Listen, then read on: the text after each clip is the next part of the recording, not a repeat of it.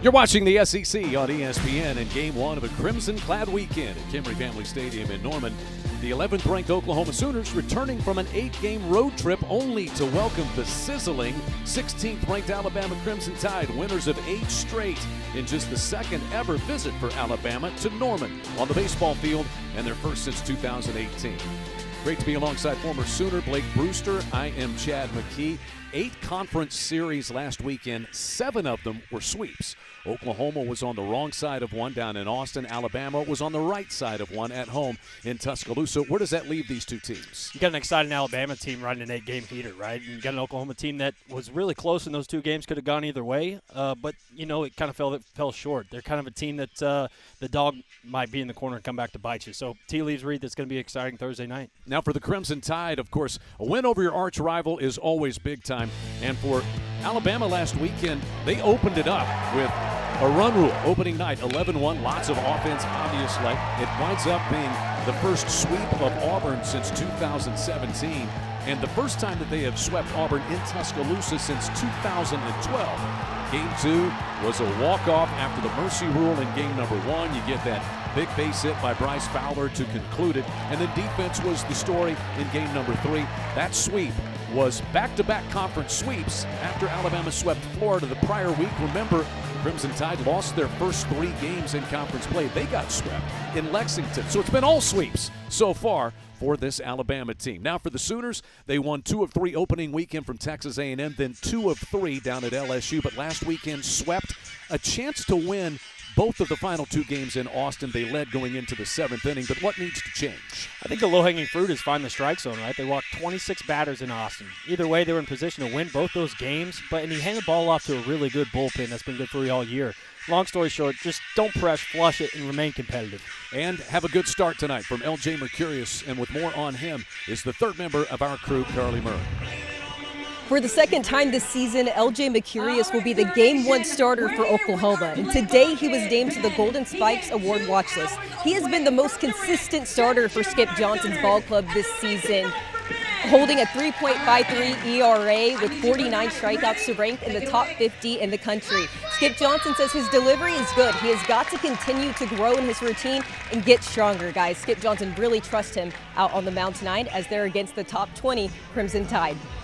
Thank you very much, Carly. Yeah, really loves what L.J. Mercurius, the UNLV transfer, has done. He nearly went to Alabama, but Skip Johnson and the Sooners won the services of him out of the transfer portal. He has been excellent. Maybe a little bit tired the last couple of times out as they moved his start up, so he had a little short rest the prior 2 weeks, but should be good to go here. He's had good bullpens so far this week, Blake. Yeah, you saw that in that start on Thursday night against the Longhorns, right? Still on the year 5-2, 7 games started. 35 innings pitched. He's going to be 93 to 94. But he gives up a home run on the opening pitch to Bryce Fowler to the opposite field. Have not gotten to the weather just yet. We've got a south wind, which does help that a little bit, but it had plenty of carry. And so Bryce Fowler on the first pitch of the game tonight hits a home run to straightaway left field. It's his 4th home run and RBI number 21. 1-0 Crimson Tide on the 40th home run for this club this year. This is just ambush, right, Chad? Fastball, middle away, does a nice job staying with it and elevate to left field.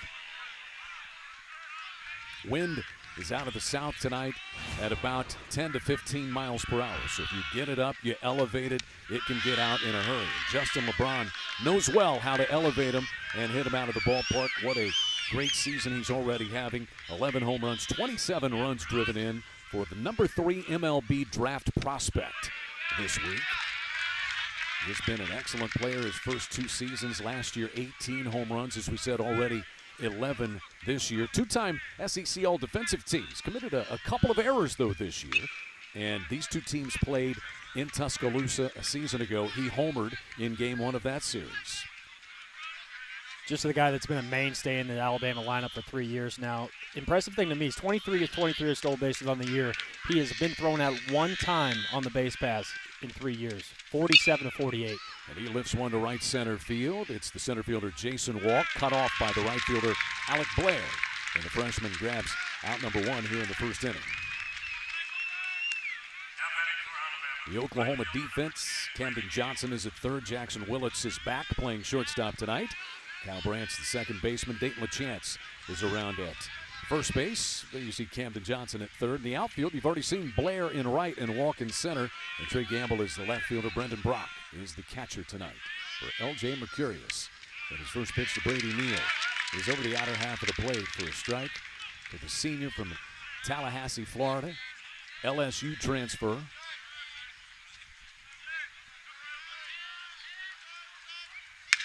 This one is hit hard to straightaway center. Walk ventures back to the warning track. This ball's off the top of the wall. It bounces back into the field of play. Picked up by Walk. Brady Neal is headed for third. He'll slide there with a triple, and Jason Walk is a little bit hurt out there in center field as he crashed into the center field wall.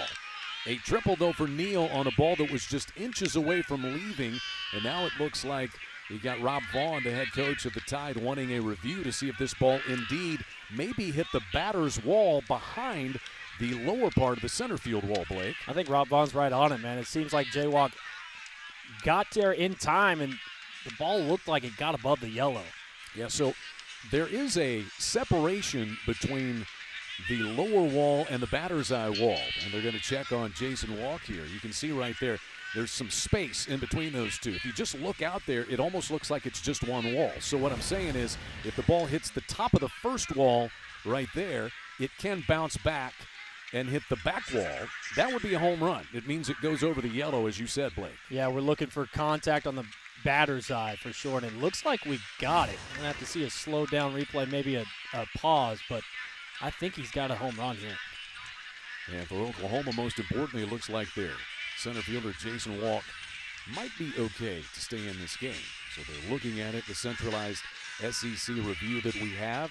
The original call is triple, no home run. If it's overturned, it'll be the second home run in 3 batters to start this game for the Crimson Tide.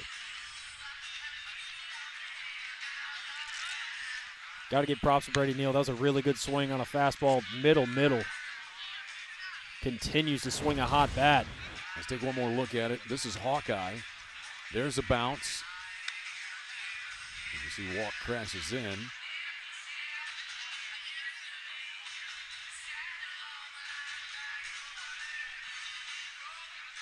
Tough one to see there. Naked eye, I thought we had a home run. See if we can get it slowed down to look.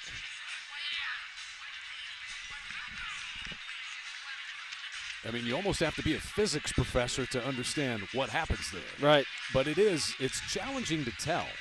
Does the ball bounce straight up and back in? I don't know that that's the case. You kind of look at the trajectory that it hit the top of the wall potentially and had no choice but to go over. And it came pretty far off the batter's eye. I think it went over, Chad.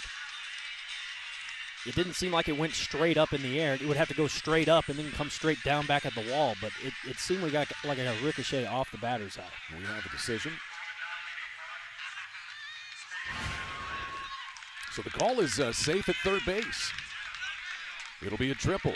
No home run. And I think kind of like what we were saying, you're just speculating and guessing at trajectories and all those sorts of things if you call that a home run.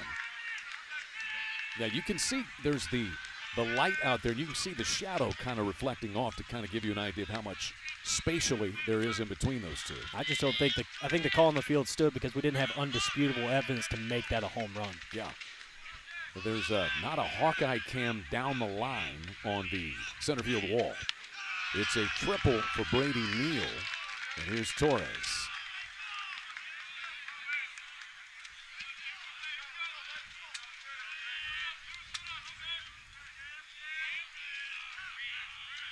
Torres, senior from Hialeah, Florida, transferred in from Miami, his second year at Alabama. Batted .255 with 11 home runs last year. 3 home runs so far this year.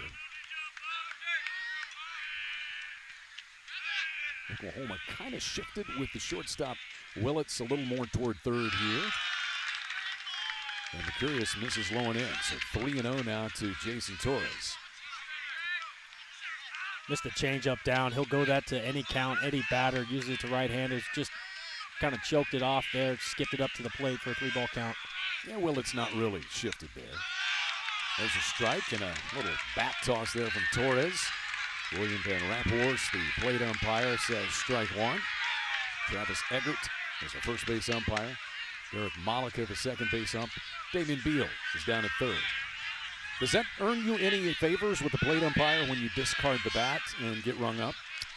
Yeah, I think so. There's always going to be a little animosity when you kind of show them up like that, but as long as you make it right on the next at bat, you can figure it out. You say that as though you may speak from experience, and then you get kind of a borderline pitch that's called a strike.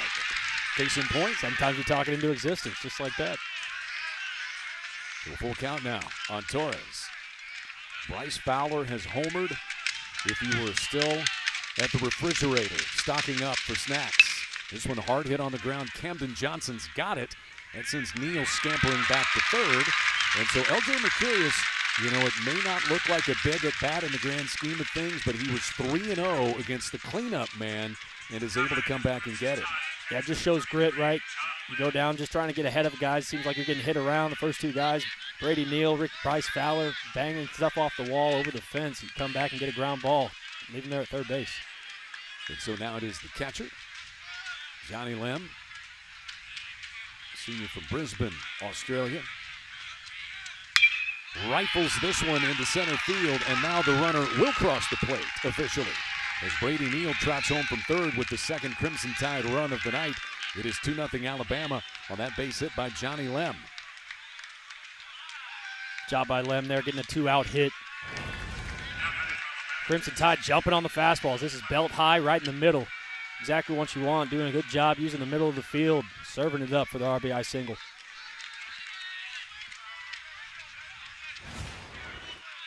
RBI number 19 for Lem. And that'll bring Will Plattner, who is DHing tonight, to the plate. And he lifts one into right center field. Tough sun field for the right fielder Blair, but this is Walk charging in from center, and he makes the catch. The inning is over. But a Bryce Fowler home run to start the game on the very first pitch. A triple and a run scored for Brady Neal. And the Tide getting two in the first. Sooners come to the plate for the first time tonight when we return to normal.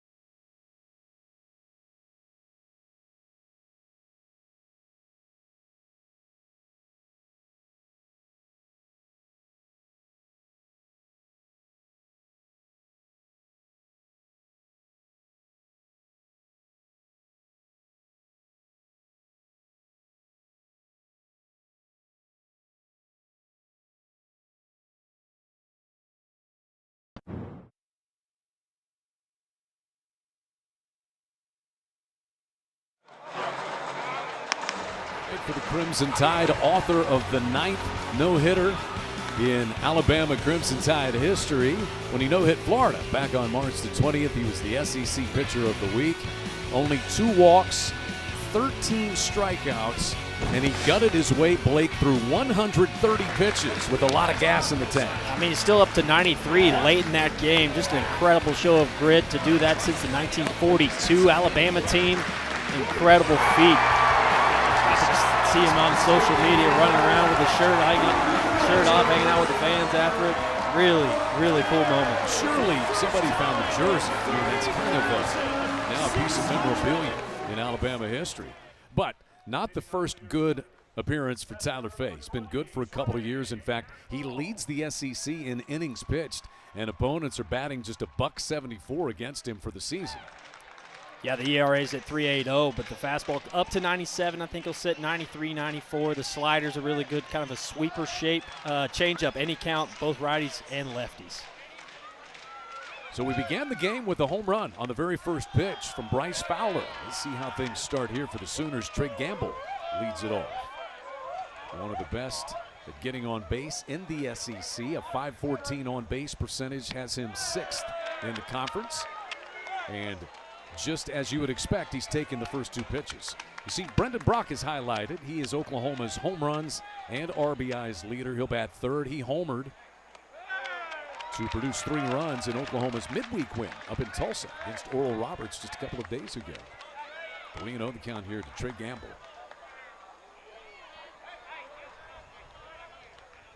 Gamble so effective up in the leadoff spot because of the number of walks that he draws. 49 of them last year, 24 this year.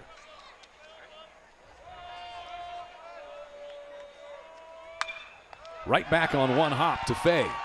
He kind of walk it over and then shovel it to Vaughn for the first out.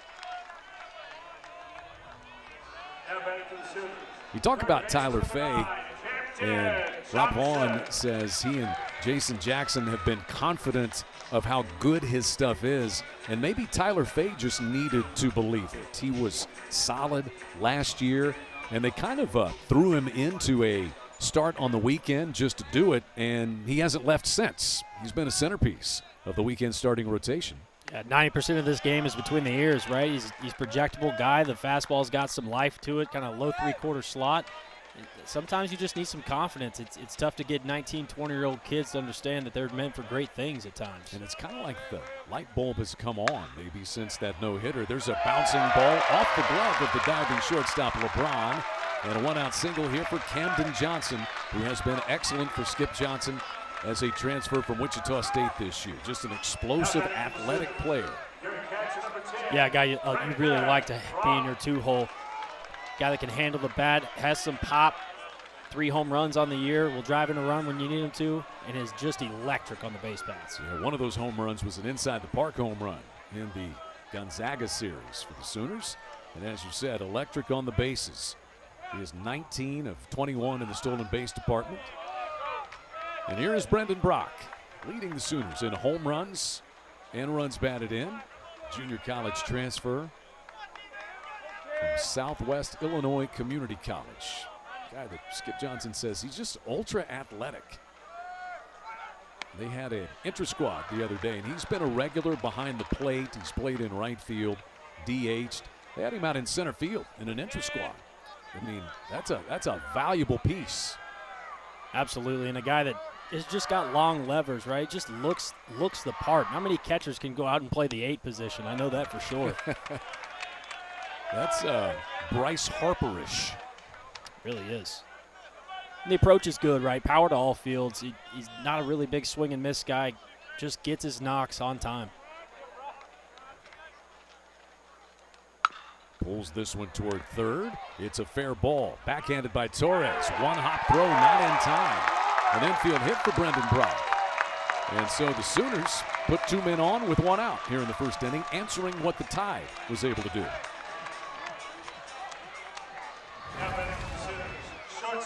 Yeah, Torres at third base gets a rollover ground ball. Takes him to his right. Does a nice job making the throw using the ground, but Brock too much speed getting down on the first base line.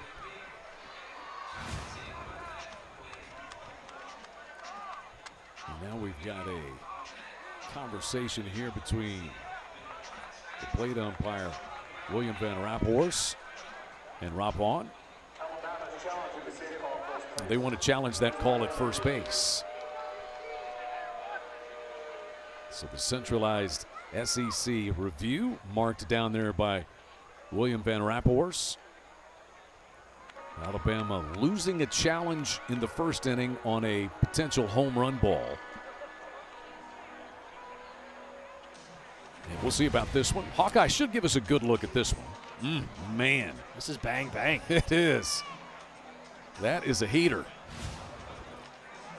Ty doesn't go to the runner, by the way, Chad. You have to beat the throw in my mind. If I'm the runner, it does. Yeah, for sure. Take the hit any way you can get it, huh? I think this is another one where you don't have a whole lot of information to overturn. No, and you even get so far as to go, okay, was the spike on the bag before the ball was actually touching leather? And how do you tell such things? Right. A couple weeks ago, we had the shadows with the spike touching the bag and stuff like that. We have had two of the closest reviews that I can recall this year. Thus, even with the centralized review, the process has taken a moment. And Oklahoma's in position here. You know that Camden Johnson's going to be at second base. Oh, the call is overturned. And so Brendan Brock is out. So the challenge successful there by Rob Vaughn and the Crimson Tide. They'll get to keep that challenge. So 1 for 2 in the challenge department. And just like you said, nice play there by Torres. That is a speedy runner in Brendan Brock. Really is. A ball down the line. He's a couple of steps off the bag. Does a really good job of using the ground to make that throw. And here's Jackson Willits back in the lineup tonight. He sat out one game following he and Abigail, his wife of over a year, having their first child. And congratulations, they had little Gracie Kate. Carly's going to have a little more on that later on, but Jackson Willis missed one game. Back in there tonight. And Carly's got more on the newest member of the Willits family. Yes, Chad, baby Gracie Kate Willits is at home with her mom, Abigail. They welcomed her into the world on Monday. She's actually been on standby the last 2 weeks, and Jackson's been kind of scrambling, like, when is she going to have the baby? When is she going to have the baby? So, hey, Dad returns with an RBI there we single. go. How about that? That's for Gracie Kate Willits. And then for those wondering, Reggie's grandpa name is Pops. How sweet is that? Pops just popped a base hit to center to drive in a run in his first at bat post Gracie Kate being born. I think you always remember your first RBI as a father. Does a nice job using the middle of the field here. Wide open 4-hole. Plenty of room to work. Just a 16 hopper. Take it. A 16 hopper. You know, sometimes the sport of baseball is a story of life, isn't it?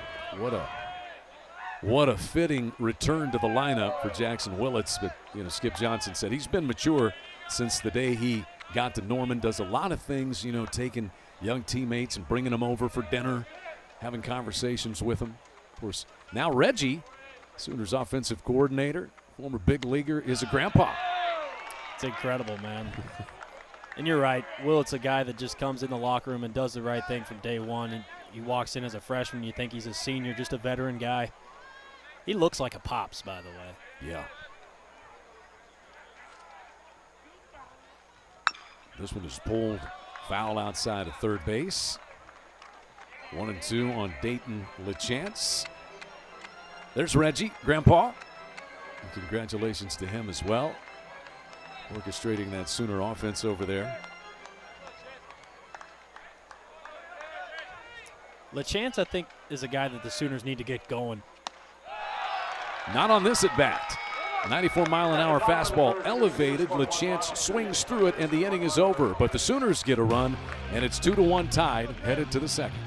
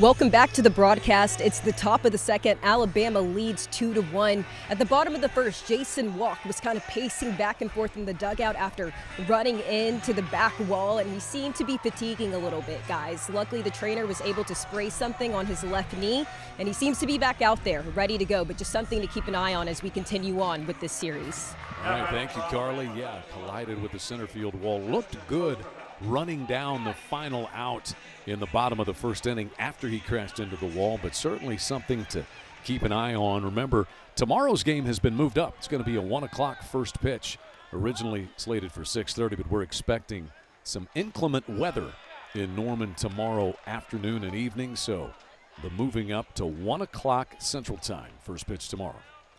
Justin Osterhaus, the left fielder, starts things for Alabama here. 1-1 the count. Osterhaus batting at .247 on the year. Transfer from Purdue Fort Wayne. He's out of Grand Rapids, Michigan. First season in Tuscaloosa.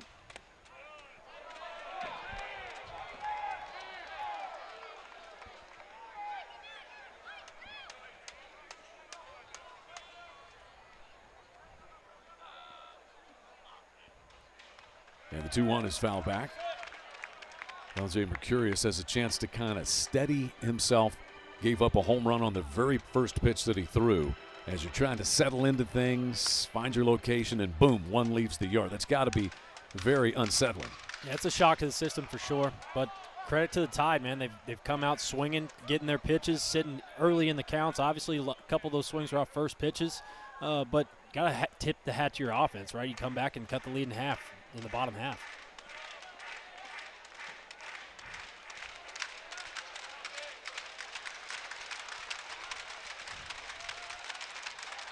The 2-2 pitch hit him. And so Osterhaus heads to first base. LJ Mercurius got him with that. We'll get another look at it.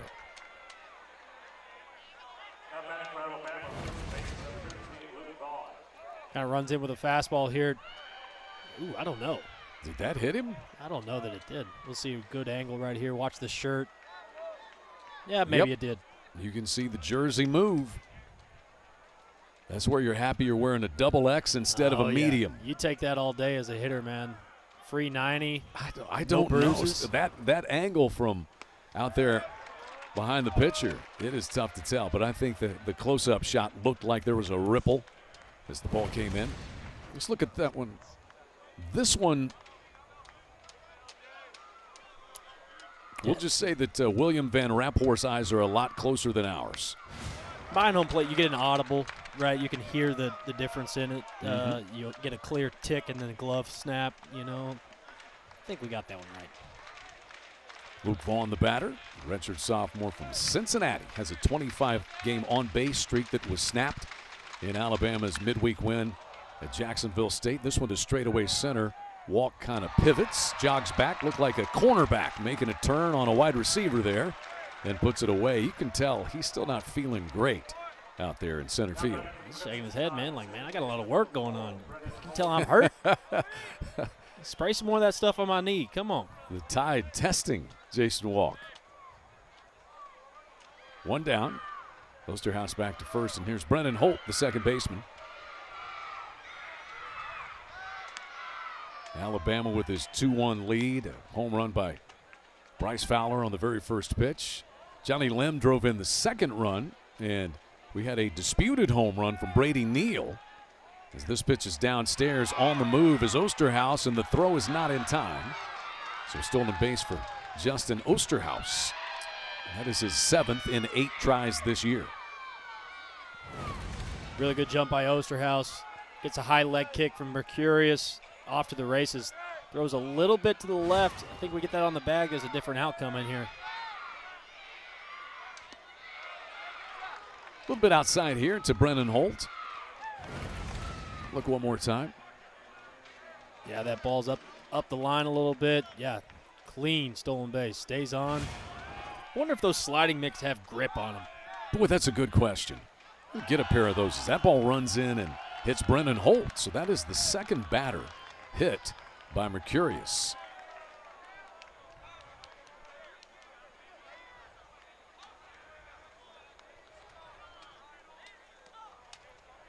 So L.J. Mercurius is hit 2, has not walked a batter.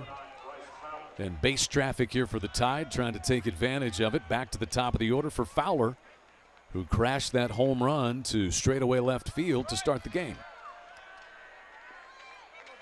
Bet a lot of money to say he's not going to get a fastball here.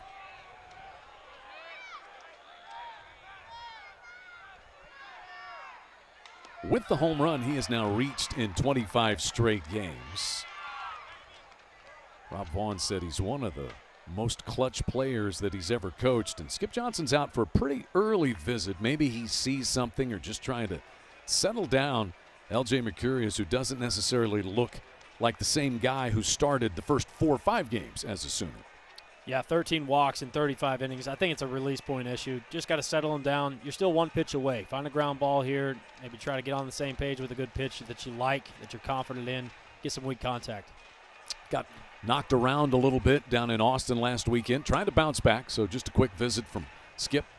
And then back over there to the dugout. That's Gavin Jones, left-hander, starting to get loose in the Oklahoma bullpen. Or at least do some stretching, maybe. Yeah, he's got the Jaeger bands. They're called Jaeger bands? Yeah.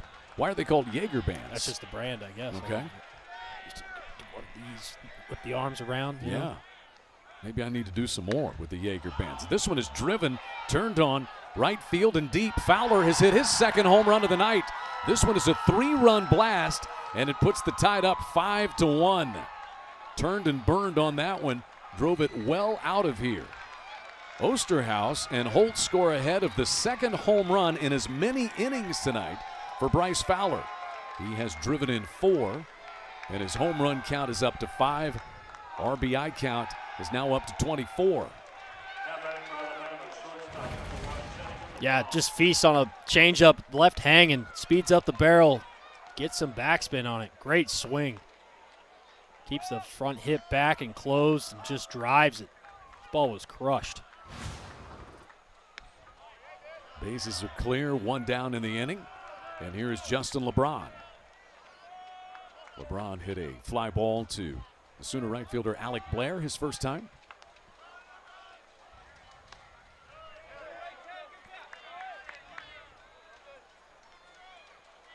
(5-1) Tied on top.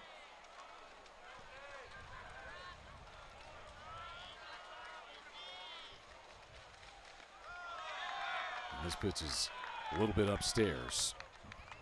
We'll see how much longer Skip Johnson continues here with L.J. Mercurius. L.J.'s younger brother Xander has been excellent out of the bullpen for Skip Johnson. 9th season as head coach of the Sooners. College World Series all the way to the championship game in 2022. Really likes many of the young arms that he has on this staff. We were talking with him about that. Cord Rager, who we will see start game number 3. And then who we mentioned, Xander Mercurius. You also had a look at Nick Wazlowski the other night at Oral Roberts, throwing about 96 miles an hour. And that pitch is in, and a walk to LeBron. And you can tell that L.J. Mercurius just not himself. He's not a real big guy, L.J. is not. He will gain strength, though, as he goes through the rest of his college career. Yeah, a guy that normally pounds the zone in this inning. You got 2 hits batsman, a walk now, a guy that kind of just really lives off being able to control the fastball, and he just doesn't have it. So here's Neal, who hit that ball off the top of the center field wall. LeBron is on the move. A good throw and a snap tag by Willits, but LeBron is able to swipe it again. And you mentioned it, he can really scoot. You would think once he might not get a good jump and get thrown out. It never happens to him. Yeah, this jump seems a little bit late, but the speed just picks up for that. Yeah, tag on the upper thigh of the left leg. He is now 24 out of 24 in the stolen base department, is LeBron. 1-1 the count on Neal. Neal, so it was ruled eventually a triple, and then he scored on the base hit by Lem in the first. 2 balls and a strike. Brady Neal began his collegiate career in 2023 at LSU. Was sidelined by injury in 23, then didn't play much in 2024 as he shoots this one into the right center field alley. LeBron is going to turn and score easily on the base hit by Brady Neal. And it's 6-1, Crimson Tide in the second inning. Brady Neal has tripled. He has singled. He's driven in a run. He has scored a run. And it's all tied early here in the opener in Norman. Yeah, the top of this lineup really doing the heavy lifting. 4 RBIs for Bryce Fowler. Brady Neal chiming in. Credit to the plan and the approach. That's a changeup on the outside corner he stayed back on. Served it into center field. And it's going to be an early exit for L.J. Mercurius. He will leave here with 1 away in the second inning and trailing 6-1. Just hasn't had it the last couple of weeks. You can tell he's frustrated, and Skip Johnson has to go to the bullpen very early in what's going to be a lengthy weekend series here in Norman.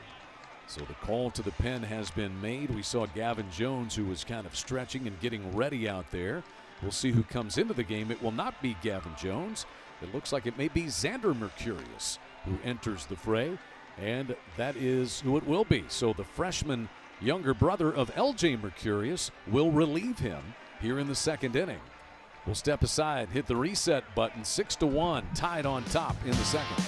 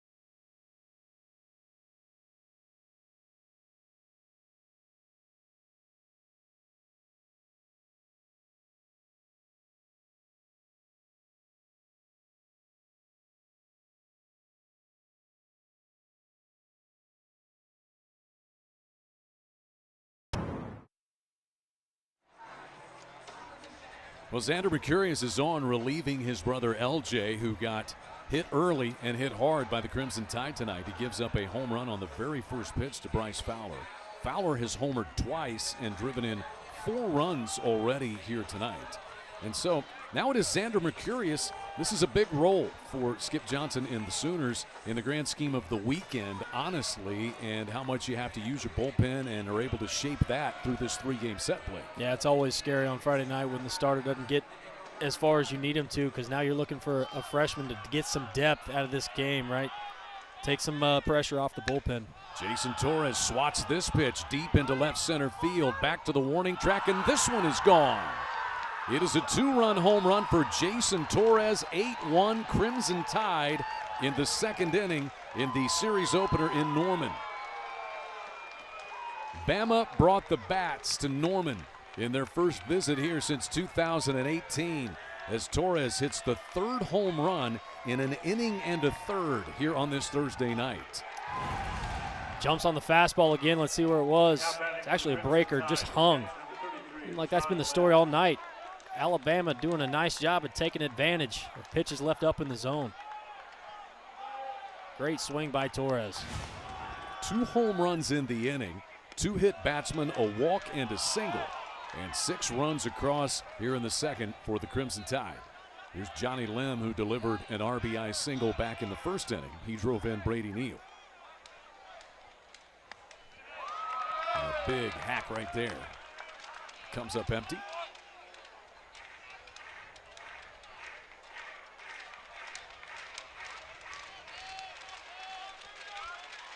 Oklahoma is shifted a little bit. They've got Willits, the shortstop, closer to behind the bag at second.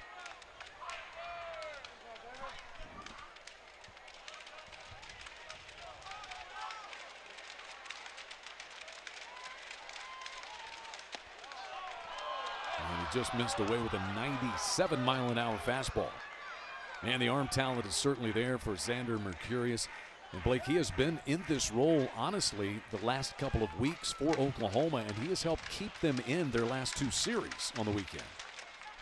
Yeah, I've been rather impressed with this kid. The freshman that doesn't seem the moment's too big for him, right? He just comes out, pounds the zone.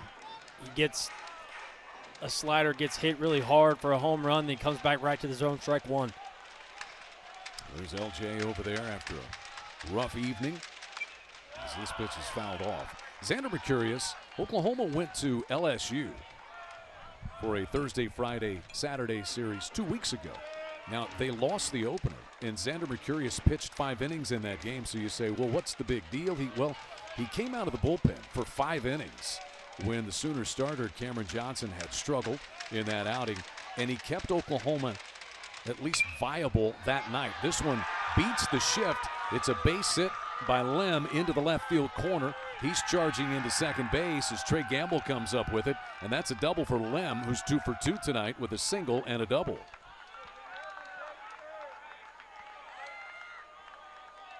The Tide can do no wrong. So fastball, I think it's well located on the black on the inner half. Lem does a nice job just kind of inside out in it. Little Derek Jeter from the left-hand side.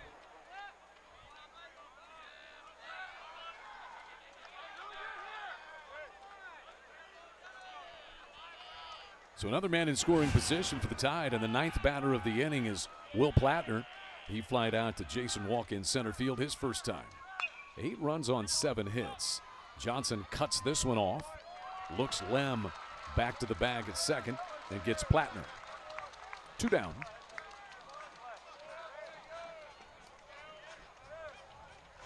And the man who started the inning by getting hit by a pitch, Justin Osterhaus, will bat again. He was hit by a pitch. Brennan Holt was hit by a pitch. And then Fowler crashed his second home run of the night. 3-run blast.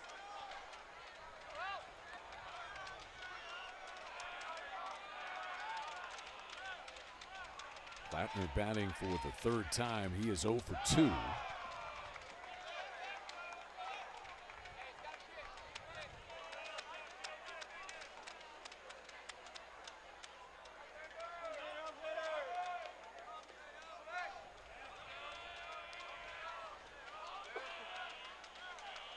Xander Mercurius trying to get Oklahoma out of what's been a troublesome second inning. 2-0 to Osterhaus.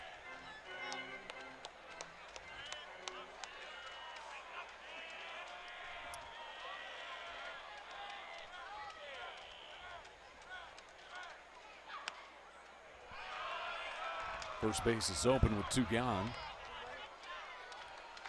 Luke Vaughn is the on-deck hitter. 3 home runs for Alabama tonight. Now 42 on the year. They've hit 13 in SEC play. This one is well hit to left. Trey Gamble is back to the warning track, and this ball is gone. It's a 2-run home run for Justin Osterhaus, the 4th homer of the night.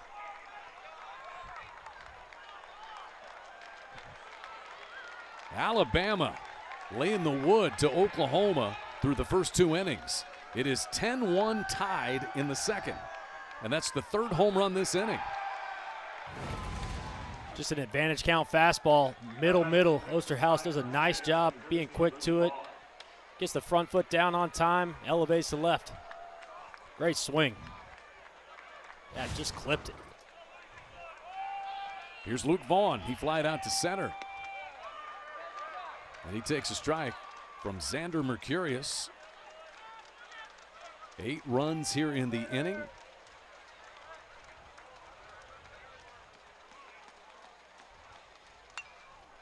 And this one popped up foul.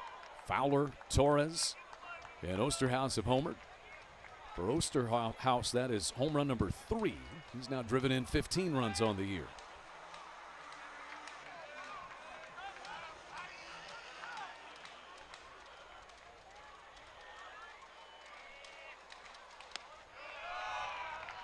Mercurius misses a little bit downstairs with that fastball.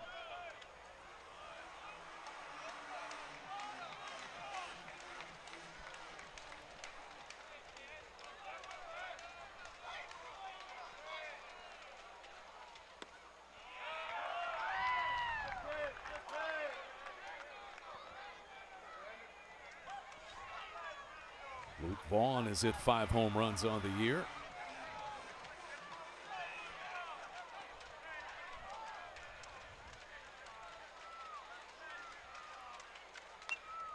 And he spoils that pitch. Breaking pitch that's fouled off. This is a good spot. Slider down and away. Gets Vaughn to kind of chase a little bit. Gritty at bat. Just fouling it off to get to the next pitch.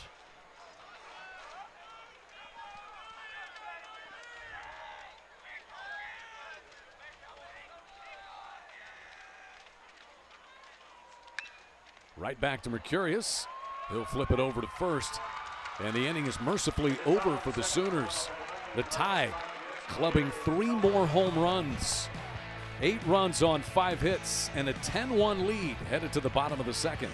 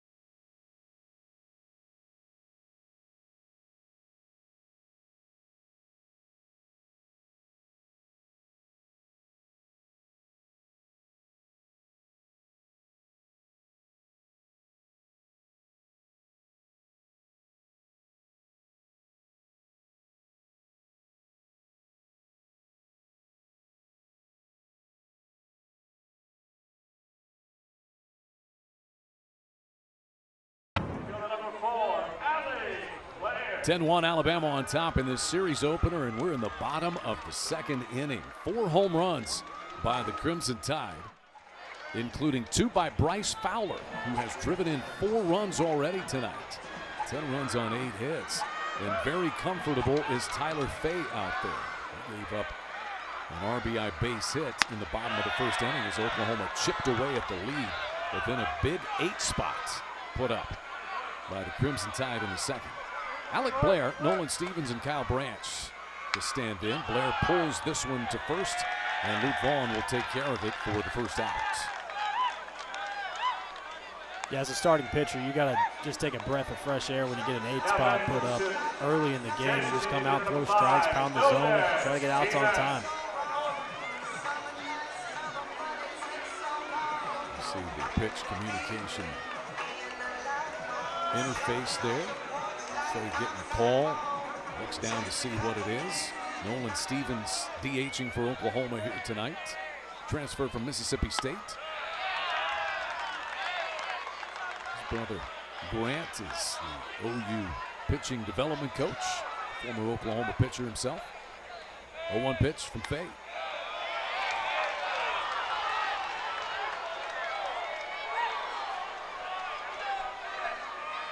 And now with an 0-2 count, the Crimson Tide will shift. They'll take the third baseman Torres over onto the first base side of the infield.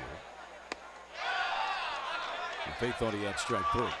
You know that no-hitter that he pitched, 130 pitches, 13 strikeouts, and only 2 walks.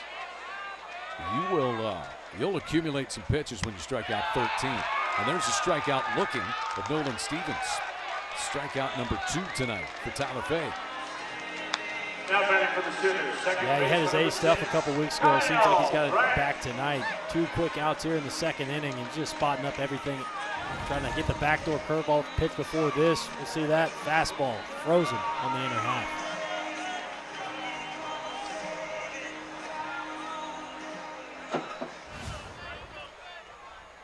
Here's Kyle Branch, the Oklahoma second baseman. Like a 6-game hitting streak. Been good in SEC play. Skip Johnson said, we know what he's capable of. Had a very good freshman season. He grounds this one to LeBron. And the inning is over. A couple of ground balls and a strikeout in a 1-2-3 inning for Tyler Fay, working with a 10-1 Alabama lead headed to the third.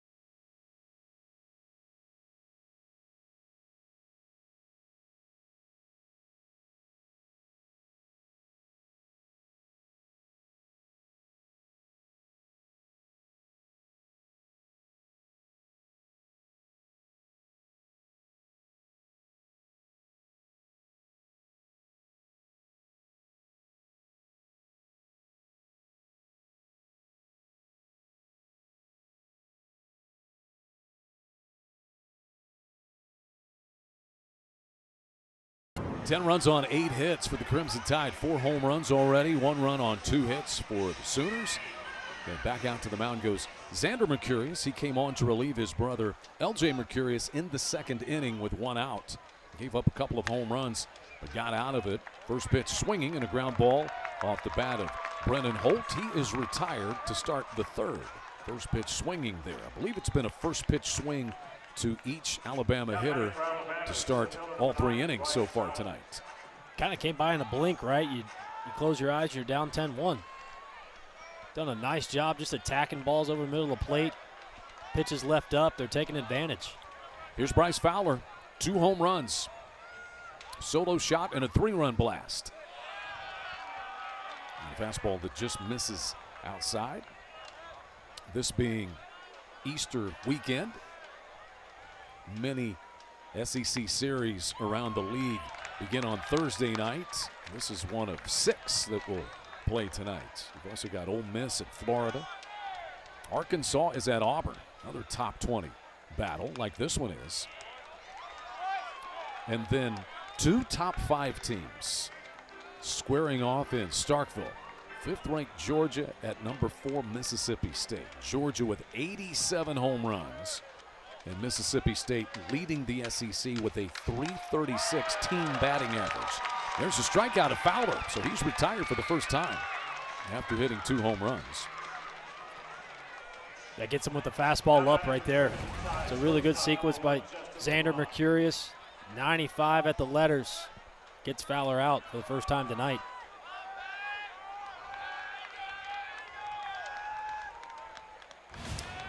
So the base is empty and 2 gone. Here is Justin LeBron. Walked, stole a base, and scored in the second.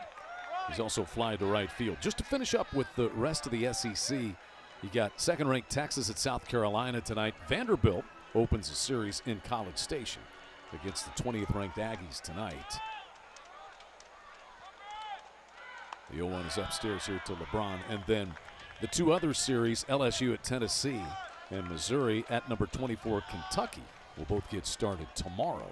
And once again, our game here moved from 6:30 up to 1 o'clock with impending weather tomorrow evening here in Norman. 1-2 on LeBron. You ask Rob Vaughn about Justin LeBron. He cannot say enough great things, obviously, about him. He said he's just our guy. This is who they want at the plate. The game's on the line and in clutch situations. You see a lot by how a guy carries himself on the field, right? Sprinting on and off, and after maybe a boot a ball, like see how he reacts to it. He just seems like he takes it as it comes and just always lives for the next pitch. Rifles this one down the left field line as he turns on it. Hits it foul. Up onto the hill, the berm. Boy, good crowd. Haven't even had a chance to talk about the crowd. Yes, it's there's still some football played in Norman. It's not just baseball season. Spring football is going on. These two teams' football programs got to know each other a couple of times last fall, meeting in the college football playoff. LeBron pops this one up. Brendan Brock, the Sooner catcher, back near the fence. Good job to hang with that. That is not an easy play with the wind blowing. And it's a 1-2-3 inning for Xander Mercurius. Lots of applause from the home crowd at Kimry Family Stadium. We'll see if the Sooner Bats can respond as we move to the bottom of the third.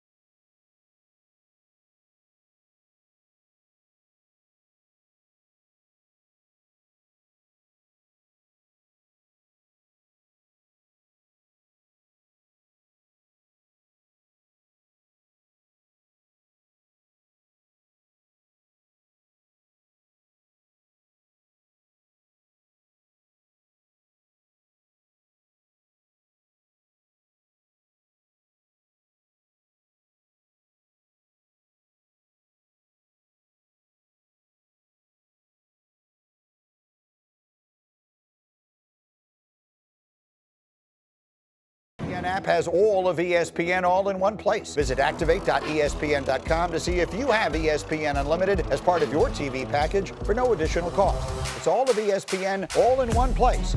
Sign up or activate now. Series opener, welcome back to Kimry Family Stadium in Norman alongside former Oklahoma Sooner Blake Brewster. I'm Chad McKee. Glad that you are along for the ride. Alabama leading 10-1. And Oklahoma trying to get the offense broken out here. Jason Walk in the number 9 spot. Then back to the top of the order for Trey Gamble and Camden Johnson to face Tyler Fay. See if Walk continues to move around well. He crashed into the center field wall playing a ball that was hit nearly out of here back in the first inning by Brady Neal. And Walk takes a strike. Pretty smooth, easy, rhythmic delivery there from Tyler Fay, wouldn't you say, Blake? Yeah, man, it just seems like he's in complete control right now. It's up 10-1, so he's just trying to pound the zone. 1-2. It does. It's easy velo, Chad. And some guys are an enigma to me like that. My hardest I ever threw was 83 from the left side. So when a guy comes up and just does it nice and easy like this, it's impressive. That is strikeout number 3 for Tyler Fay. And we're going to see a guy who makes it look easy from the left side for Oklahoma tomorrow when we see Cameron Johnson. It's that change up to Walk. Well located, starts in the middle, works it all the way to the corner of the plate. Great location by Tyler Fay. That'll bring in Trey Gamble, the Oklahoma left fielder. Gamble hit one back to Tyler Fay his first time up. They call Trey Gamble Unc due to the Sooner teammates.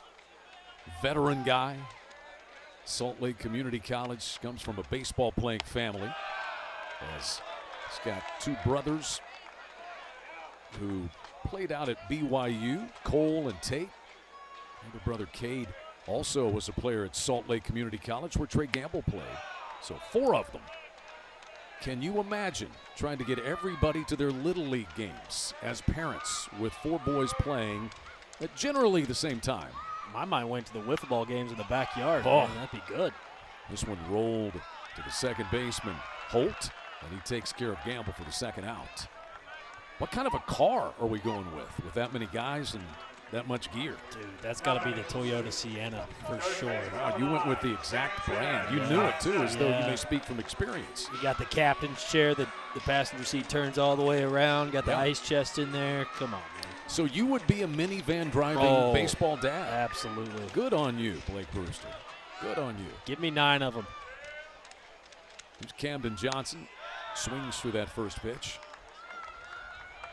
Singleton scored on the base hit by Jackson Willits back in the first. At that time, Oklahoma had gotten back within 2-1.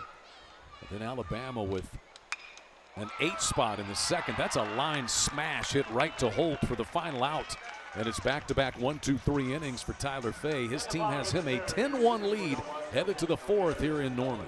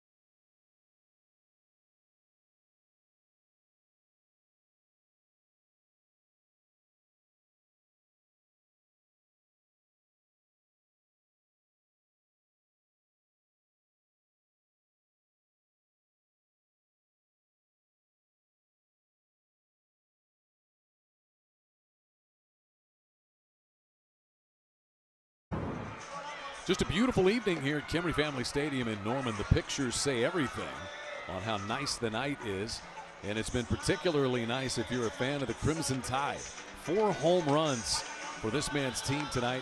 Rob Vaughn, 3rd season as the head coach in Tuscaloosa. Back-to-back NCAA regionals for him. You know, his team's offense has really been on an uptick over this 8-game winning streak that they've had. He says, I don't even look at the numbers. Couldn't tell you where we are batting average wise in the standings. He said, I'm just looking for quality at bats. And they've had a bunch of them so far tonight, Blake. Right, it's not a fluke, man. They've got 6 extra base hits tonight, just 2 singles out of 8 hits. Done a nice job just sticking to the plan. And that comes from culture, right? You get guys to buy in, and it's paying off tonight. Brady Neal has 2 of the 8 hits. Tripled off the center field wall in the first and singled in the second. He's driven in a run and scored 2 runs. So Xander Mercurius worked a 1-2-3 third. He's retired 4 men in a row.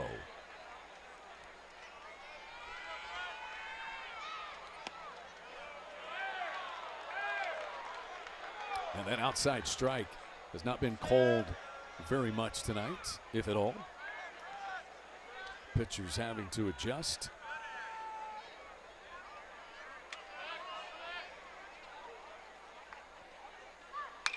This is rocketed right back through the box and out into center field. 3rd hit for Brady Neal in 3 plate appearances through 4 innings. Locked in. Yeah, just swings the bat extremely hard, man. The contact is extremely good. Another one here where he's just using the middle of the field and just pounds this ball. Speaking of pound it, Jason Torres did just that. He homered back in the second. One of the 3 home runs hit by the Tide. His was a 2-run home run.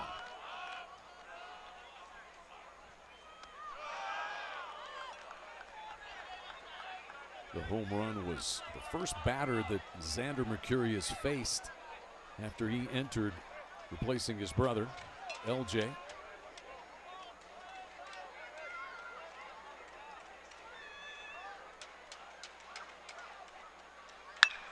Hard hit ball, backhanded to third by Camden Johnson, and the Sooners go around the horn for a double play. Oklahoma has been excellent defensively. That's the 13th double play they have turned in SEC play alone. That leads the league. It's number 25 overall. Yeah, this is a tougher one to turn. You'll see this ground ball get to Camden Johnson's right. Does a nice job giving a good feed to Kyle Branch, just flipping it over to get the second out. Well turned. Very athletic third baseman Camden Johnson. He has played shortstop a couple of times this year. In fact, he played shortstop in Oklahoma's midweek game up in Tulsa, their win over Oral Roberts back on Tuesday. Jackson Willits celebrating the birth of his first child. Camden moved over there, no problem. 0-1 pitch in there for a strike to Johnny Lim. Lim singled in the first, doubled and scored in the second.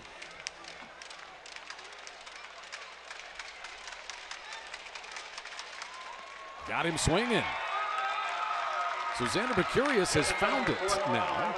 He has faced the minimum batters in each of the last 2 innings for Skip Johnson and provided some solidity out of the bullpen. We'll visit with the Sooner head coach when we return.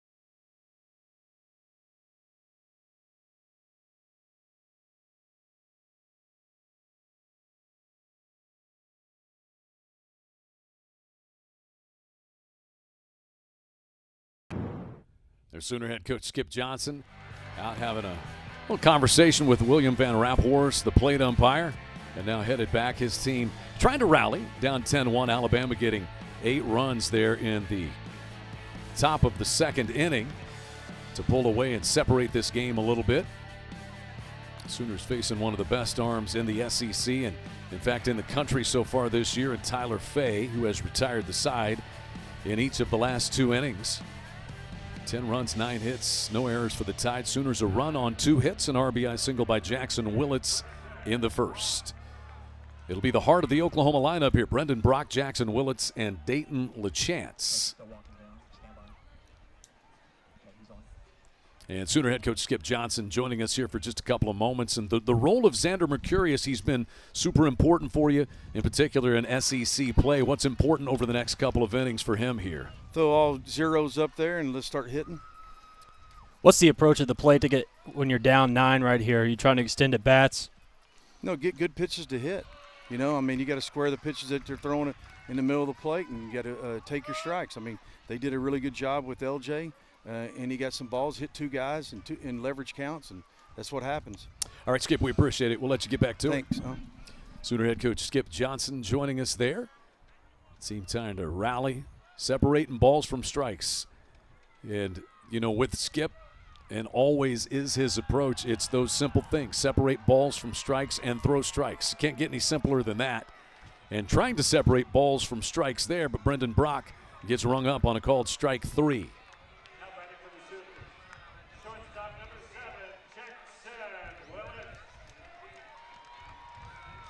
That'll bring in Jackson Willits, who had the RBI single back in the first. That's 4 strikeouts for Tyler Fay so far tonight. He's got 56 on the year. That's 7th in the SEC.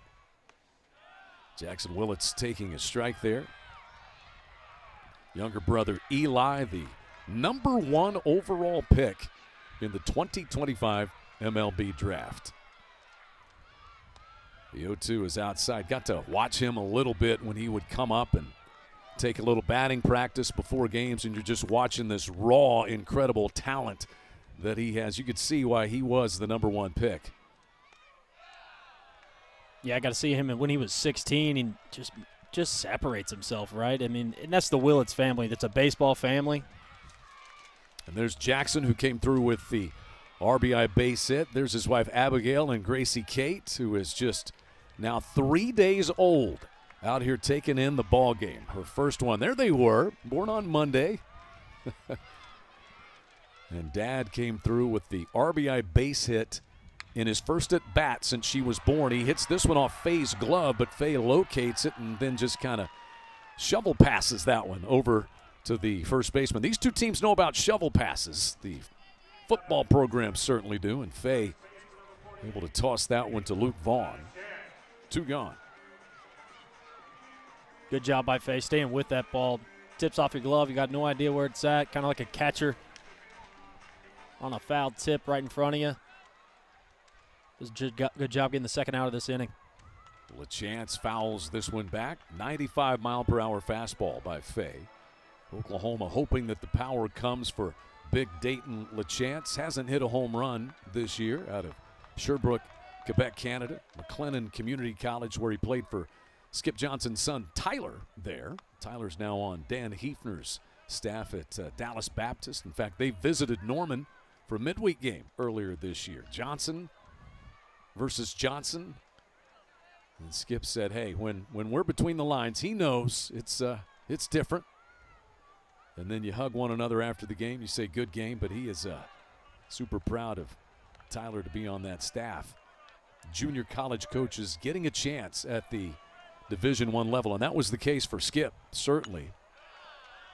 Coming from Navarro Junior College and getting the opportunity, those great years that he had with Augie Garrido down at Texas before coming to Norman. Yeah, it's got to be a proud dad moment. See him across the field like that. Just see his development all the way through as a player, turning a coach. And you're right, the JUCO level doesn't get a whole lot of love, especially the coaching staffs, right? To see that jump from JUCO to D1 is incredible. Yeah, but the stories that they can tell and the players that they see that are raw and untapped, Skip Johnson can tell you.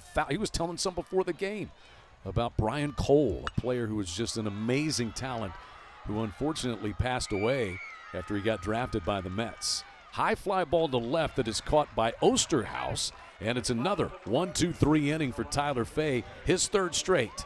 10-1, tied on top, headed to the 5th in Game 1 in Norman.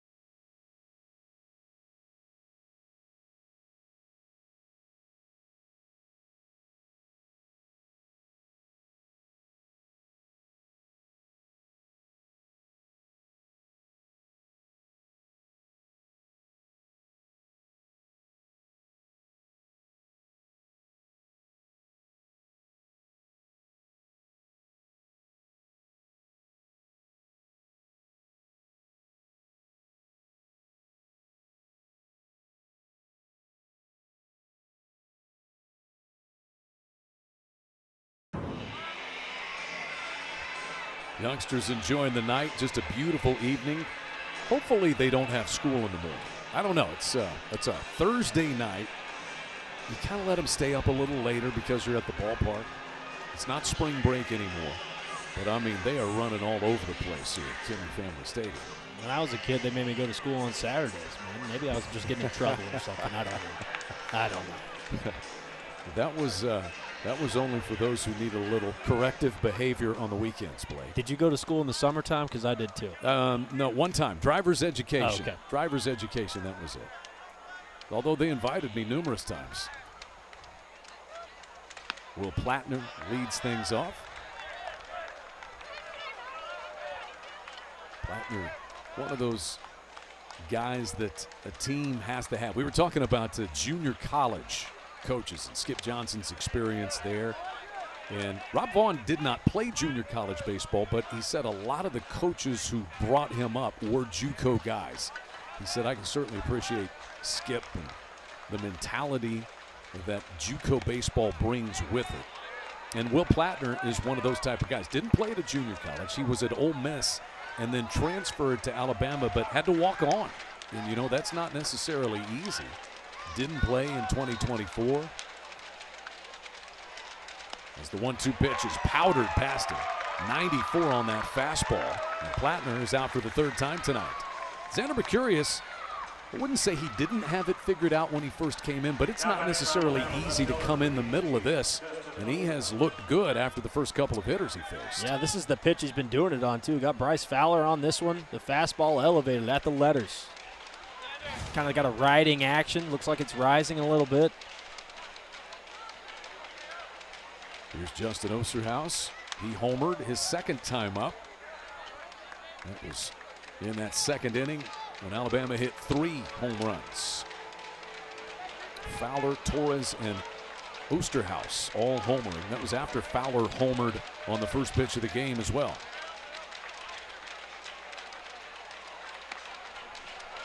Pretty good looking changeup there, wouldn't you say? Yeah, absolutely. That outside corner when Rappelhorst is set up to a lefty has not been called tonight.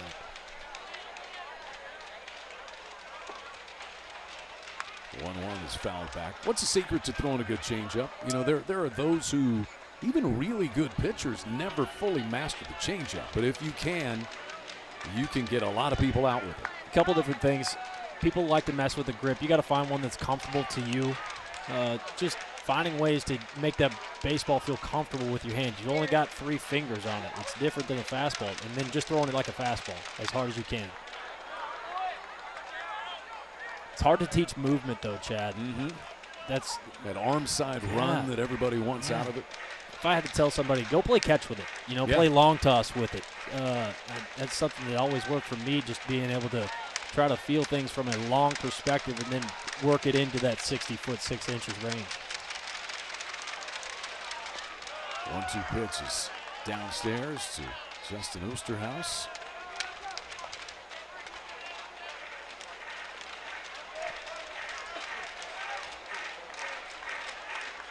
See if he goes back to the fastball at the letters again. It's been working for him.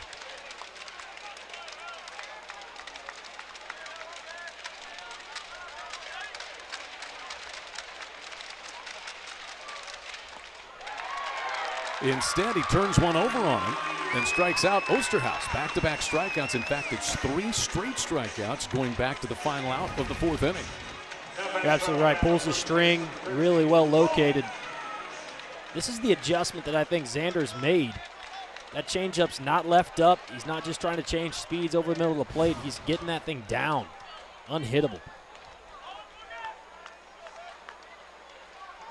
Here's Luke Vaughn. Now 4 in a row retired by Mercurius. Since that last out in the second inning, he's only allowed the hit to Neal, but he got him on a double play ball. And this one popped up by Vaughn, and that will actually land on the turf. It's such a tough ball here. If you're not familiar with Kimry Family Stadium, and if you're just down there kind of around home plate, maybe you're on the mound, you really can't feel the wind all that much. It typically is blowing out of the south this time of the year in Norman, but when it gets above the roof, the wind catches it. And a ball like that might start out over the bleachers, but it gets above the stadium, Blake, and it can be blown back into the field of play. Oh, it's very tough. We saw Brock here a couple of innings ago make a really nice play up against the netting. I actually think this one rolls off the netting and hits the brick. You're right. Just a tough play to stay with. There's a good pitch from Xander Mercurius. Now he's been able to throw all three of those pitches, and he's got Alabama kind of guessing a little bit. Right. The approach for the first couple innings for the Tide was hammer fastball, and if the changeup's up, stay back. Now you're locating 3 pitches for strike, keeping guys off balance. 0-2 pitch, ball in check to swing. Luke Vaughn, sophomore, redshirt out of Cincinnati. Missed 2025 with an injury, and then was out early this season with an ankle injury.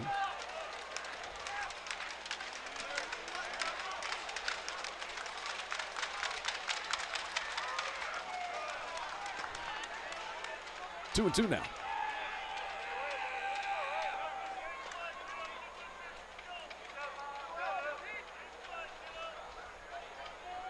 That's certainly the thing that Skip Johnson talks about with Xander Mercurius and all of these freshman pitchers that he has. He talked about Nick Weslowski, who pitched on Tuesday, and then Cord Rager, whom we'll see on Saturday. They are ultra competitive. Let's go. They want to get the ball and get after it. Tough spot here. Retreating is the shortstop Willits, but it rides back to the left fielder Trey Gamble for the final out. And it's another 1-2-3 inning worked by Xander Mercurius. 10-1 Alabama midway through this series opener.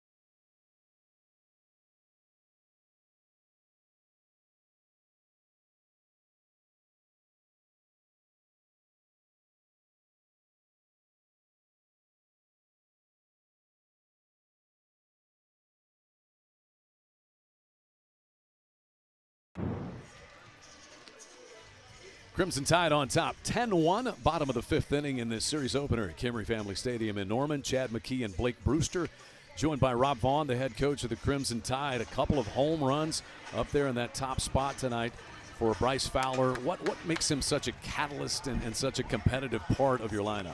I think you hit the nail on the head, man. He's just an elite competitor. You know, Jen, I think that's my favorite thing about Bryce. He's just like Skip does, man. We were talking about JUCO players before the game, man. JUCO kids are just tough. They play hard.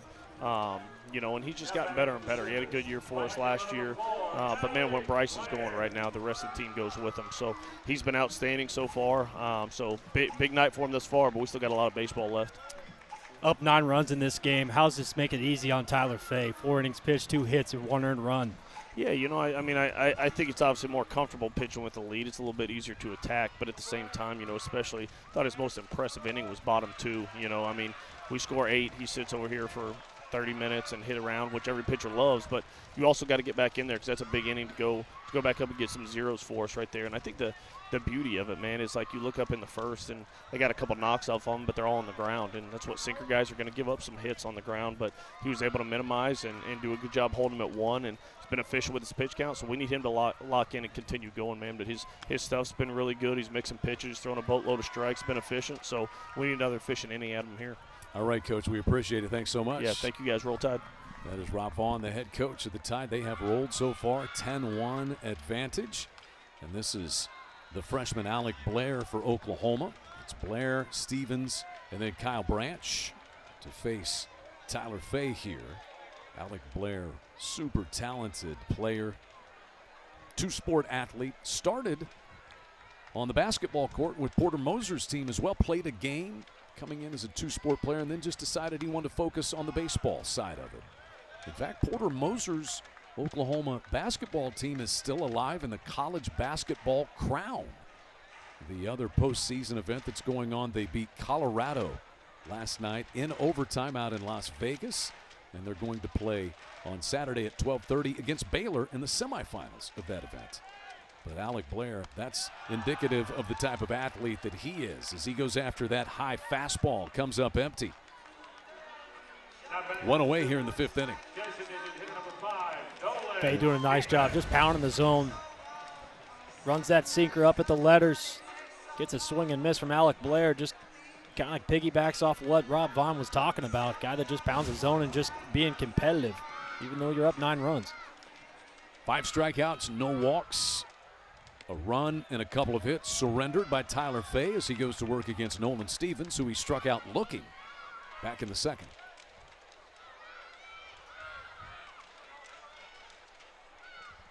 1-0, pretty well hit. Left center field. Osterhaus is on the move, back to the track, and this ball is out of here. It's a home run to the opposite field for Nolan Stevens, the Oklahoma DH. And we will see if that sparks the Sooner offense to life.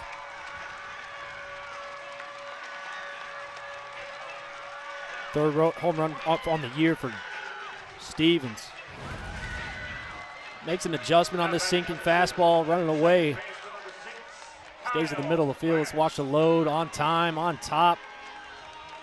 Knew it right off the bat. That is Oklahoma's first hit since Jackson Willitz's RBI single in the 1st. Tyler Fay had been cruising right along before that blast by Nolan Stevens. And for Oklahoma, that is home run number 26 as a team. Kyle Branch up. He grounded out to the shortstop LeBron his first time. Now a little mound visit from Johnny Lem. Try to settle down Tyler Fay. Coach Vaughn made a really good point. Sinker ballers will get ground balls, a lot of ground balls, right?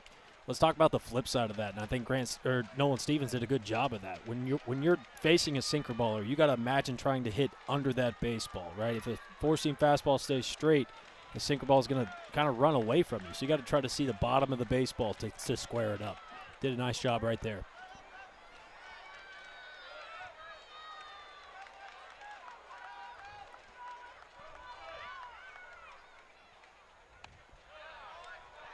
Just a little bit in with that one. It's Kyle Branch. Kyle Branch. His brother Colby is on that Georgia team. They got to play against each other last season. As Fay misses low with that one. And so Kyle Branch, who though he is from Texas, is a lifelong Oklahoma Sooner fan. Heads to first base.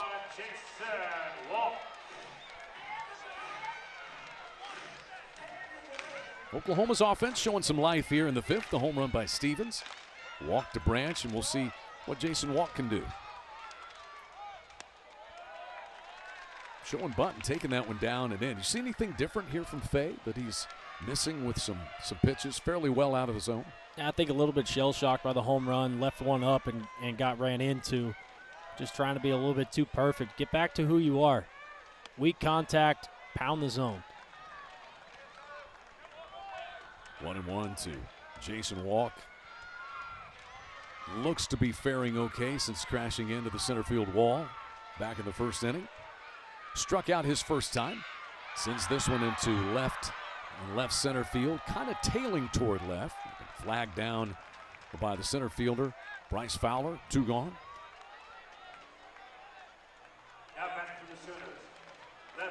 Back to the top of the Oklahoma lineup here. Good adjustment by Fay there. 4-pitch walk to Branch. Goes down 2-0 to Jaywalk, but gets that sinker running away again. Gets weak contact, weak fly ball to the center fielder. Out number 2.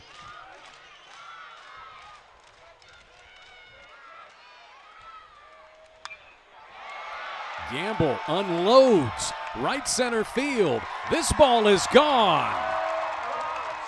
Trey Gamble with the 2nd Oklahoma home run of the inning.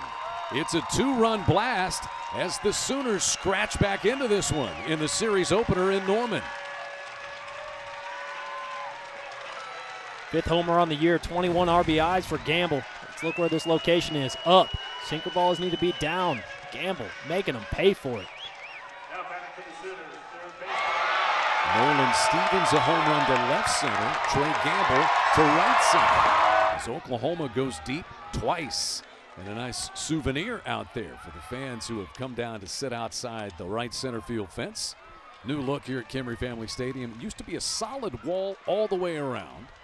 Now you've got the open fencing. You can see into the bullpens, and fans, at least for now, can sit down there. That may be a premium seat as the stadium upgrades continue here at Kimry Family Stadium, but they'll have the big, beautiful new team room and clubhouse down the right field line. For now, man, that is you could get here early, stake your spot, and then maybe you could actually charge money for someone to come in. Shift is on, and this is grounded to the second baseman Holt. He just does get Camden Johnson to close out the 5th inning. But Oklahoma back in it. 2 home runs, 1 from Gamble and 1 from Stevens. 10-4 tied, headed to the 6th.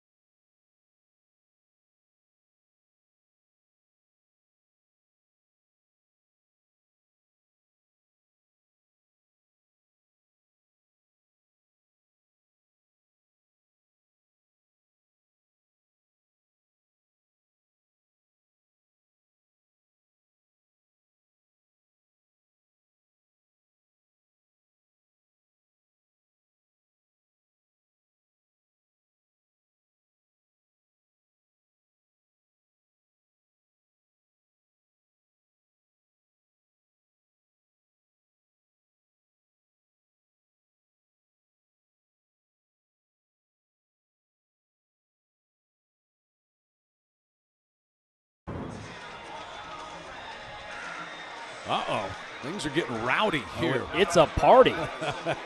That it is. Things about to come unhinged with this group right here. Keep an eye, boys. Get your shirts back on. Get some SPF 50 going on around here. Come on, boys. I think we've all been there. Boys, put your shirts back on. Hey, a little bit fired up. The Sooners hit a couple home runs.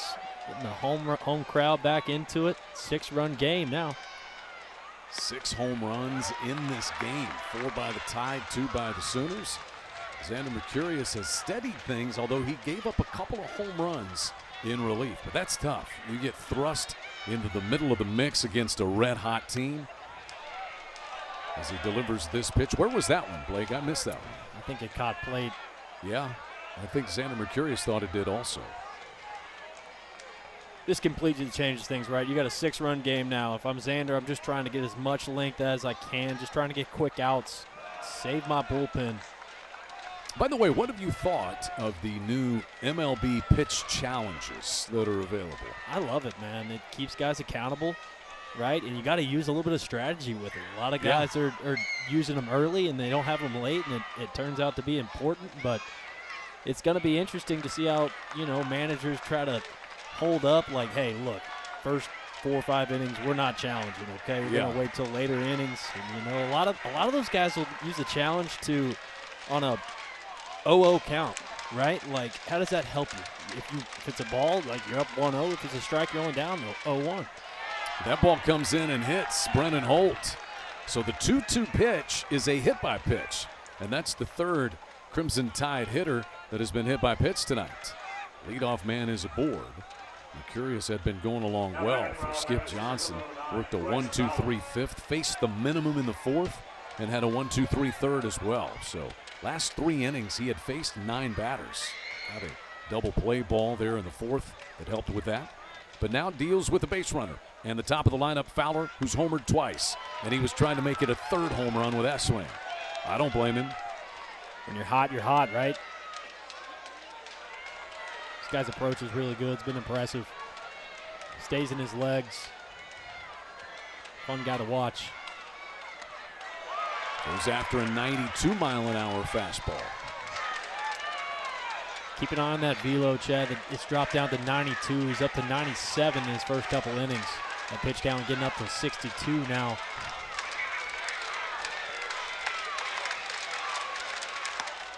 Just missed upstairs. We heard Rob Vaughn talk about Bryce Fowler being a JUCO guy. Spent 2 years at Southern Miss, and then 2024 he was at Pearl River Community College. Kind of a reset year there before coming to Tuscaloosa, and he skies this one on the infield near where you would say traditional second base is played, and Kyle Branch makes that catch. It's a big out right there, especially with Fowler being as hot as he is at the leadoff spot. Big out for the freshman. Now you're one pitch away. Tell you what you love about this environment. Crowd is into it. I mean, like you said, it was a 9-run game just a few moments ago, and the crowd has not gone away at all. Skip Johnson's been super happy and proud of the crowds that have shown up as Oklahoma has gotten into the SEC. Of course, a lot of the schools travel, but Oklahoma fans have shown up, and they'll continue to enjoy the improvements happening here at Kimry Family Stadium, formerly L. Dale Mitchell Park, and L. Dale Mitchell is going to still be recognized with L. Dale Mitchell Plaza. That's going to commemorate a lot of the great achievements in Oklahoma history. Oklahoma trying to roll over another double play, but not this time. They turned a 5-4-3 double play in the fourth, but the speed of Justin LeBron just too much. Well, that chopper to third. So he beats the throw to first, and he'll be safe there with 2 down for Brady Neal.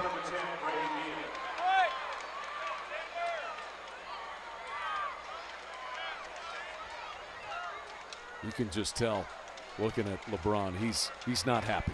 Doesn't have a hit yet tonight. He's walked and scored a run, and he's over there at first base with 2 gone. Brady Neal is 3 for 3.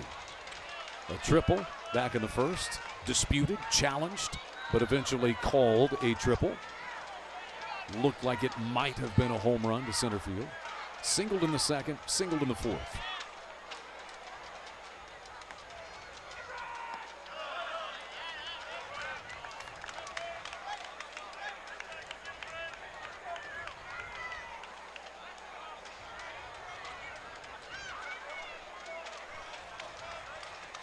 So Neal 3 for 3, an RBI and 2 runs scored. 1-1 to count to him.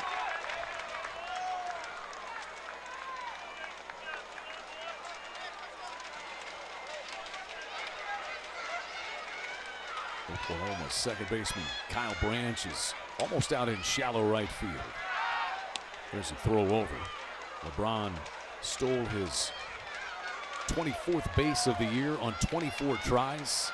I'm going to update that by 1 because he swiped a bag back in the second. And then he would come in to score on the base hit by Brady Neal. You know, that's the difference that it makes with the stolen base threat. It only takes a single to get a guy like this home. As they like to say, a base hit or a walk is a double for him, because he's going to be at second base. Yeah, I got a feeling he's going to play a long time in the big leagues, man. Just a guy that is kind of a 5-tool guy. The defense this year's gone down a tick, but I think once he gets in the pro ranks, he'll get some at-bats and get a lot of time out there and just kind of sharpen that glove up. But the power's there, speed's there. It's a full package with Justin LeBron.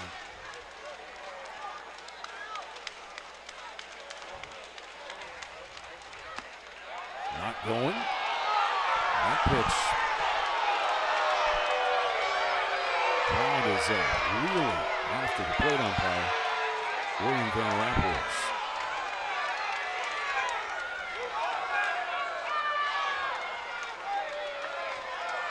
So 3 balls and a strike here to Neal. Neal trying to maybe buy ball 4. Instead, it's 3-2. And then Neal taking a timeout. Yeah, you go from an advantage count to think you got to walk, and you just got to reset yourself right there. I think that's what Brady Neal's doing. Just trying to get his mind back right. Yeah, these are the moments that Skip Johnson loves to watch the reaction of a young pitcher like this as well, doesn't he? Absolutely, and Xander kind of exudes confidence, right? After every pitch, he's shaking his head. Yes, let's go. Right now, let's go. LeBron is on the move, and the pitch is low, and it is ball 4 to Neal.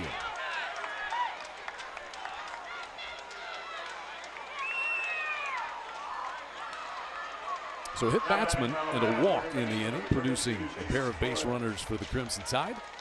And here's Torres. He hit a home run back in the second. He's also hit a couple of ground balls to third. One of them was turned into a double play in the fourth.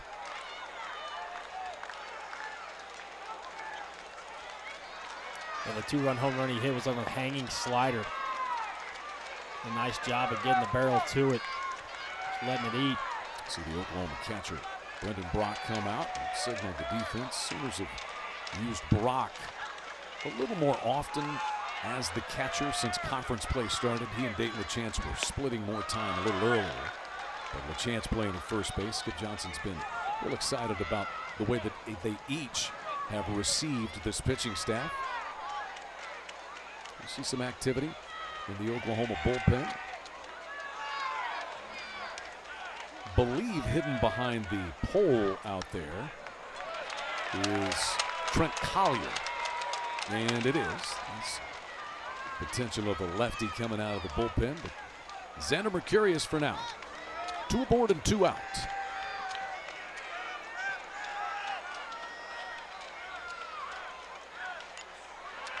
A 1-2 count. Yeah, I think Skip let Xander try to get Torres. If he doesn't get him out, you got bases loaded with a lefty at the plate going matchups after this.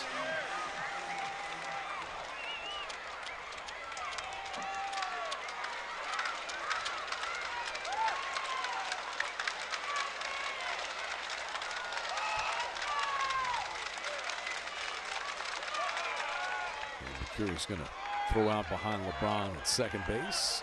Skip Johnson calls the pitches. He says that you're allowed to shake off if you feel a little more comfortable and committed. Yeah, he's a guy that believes in his guys, right? Like, if you got more conviction in one pitch, then you know that more than I do. Gives them a lot of freedom. Strike 3 called. Xander Mercurius excited about leaving 2 men out there. He has pitched 4 scoreless innings out of the bullpen again for the Sooners tonight to keep Oklahoma right in it. But they trail 10-4, headed to the bottom of the 6th.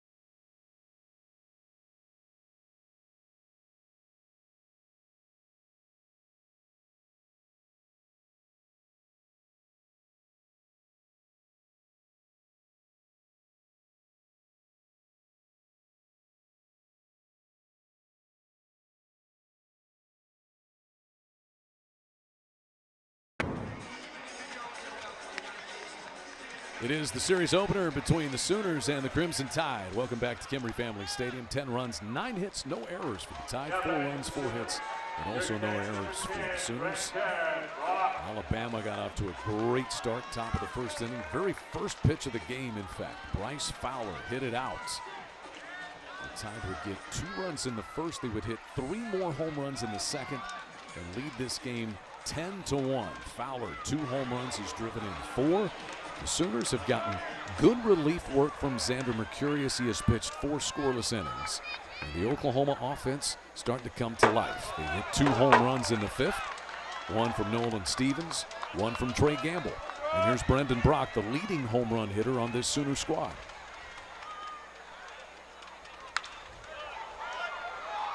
Now, this one is one of those that on a windy day could get blown back into fair territory, just not this time.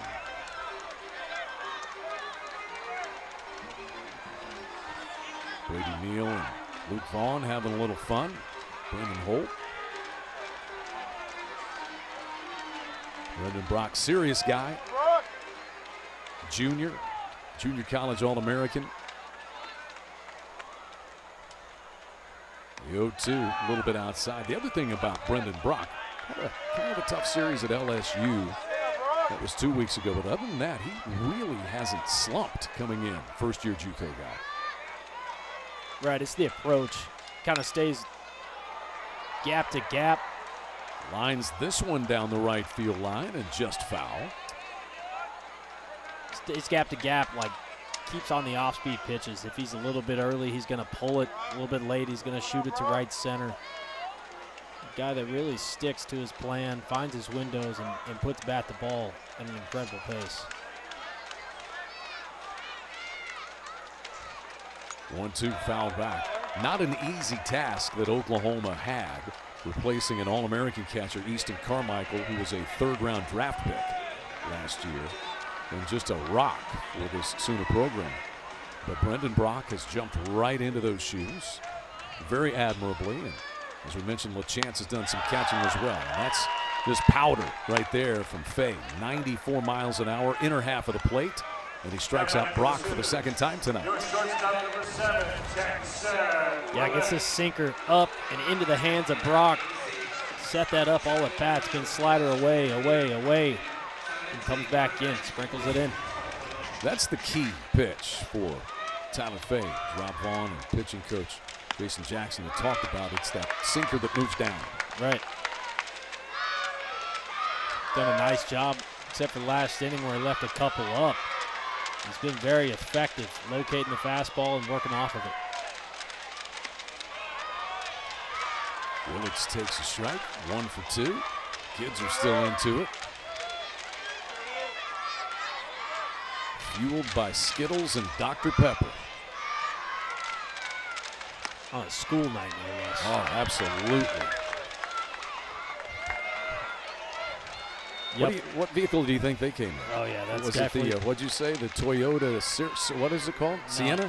Yeah, that's the Mercedes Sprinter van right there. I like your style. They got double-decker bunk beds in there, just stacked up with Kit Kats and Reese's Pieces.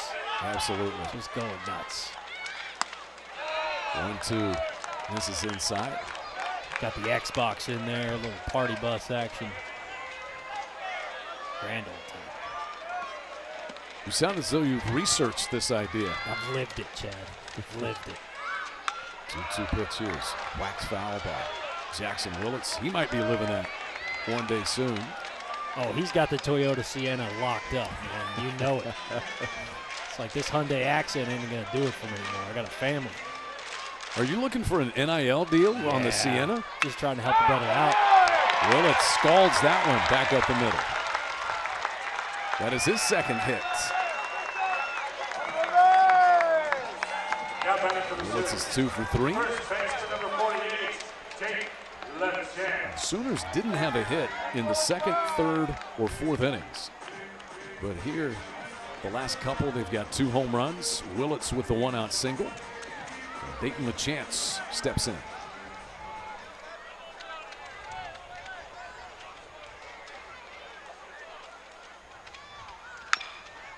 In the hole, it's short. LeBron can't quite slide over to it. And that's got eyes out into left field. Back-to-back singles. for Jackson Willits and Dayton LaChance. It's a good one for LaChance. Kind of breaks out of a little bit of a slump. Just a 4-hopper through the infield. Like LeBron had a chance to get that ball. Kind of in between hop, sliding play, unable to make it.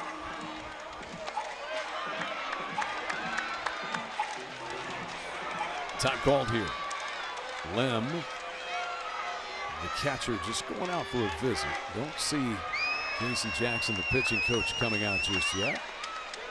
Kind of a get-right deal here. That's a big at-bat here, Chad. Couple runs on, less than 2 outs. Alec Blair, a guy with some pop. 1 home run on the year, but long levers. You see the activity out there. It's like Sam Mitchell. Maybe Evan Steckmesser not throwing, just kind of standing. Mitchell's going at it so hard he lost his cap, I think, out there in the bullpen. He may be ready, Skip. Or Skipper. I don't know. We'll see how much longer Fay stays in. Very trusted arm. Remember, Fay was a bullpen guy last year. Moved into the rotation. And has been excellent this year. Number 4, Alex Blair. Here's Blair. Big chance here for the freshman. Again, these types of spots that help young players grow in situations like this. Swings at the first pitch. And this one whacked foul into that left field foul corner. And Osterhaus runs out of real estate. Skip Johnson was talking about Alec Blair the other day, just kind of standing around, intra-squad around the cage. And Skip was kind of explaining to him an adjustment on a certain pitch. And that pitch came and Blair rifled one off the wall. You know, just the kind of athleticism that he has, he can adjust quickly to things. It's nice to have a freshman that's a sponge, too. Yeah. That takes criticism in stride, you know, just wants to learn the game. And remember playing 2 sports. You're not out there necessarily for 120 games with the traveling baseball team every single year. Right. Locking down that right field spot. Exciting career to come for this kid. 1-1 pitch is it foul. That one got a piece of limb. Looked like he got the throwing hand. Mm-hmm. The thumb, maybe. Yeah, that's certainly what he's holding. Take another look at this.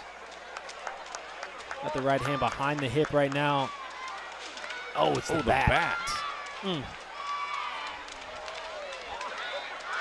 Certainly no intention from Blair there, but that just doesn't feel good.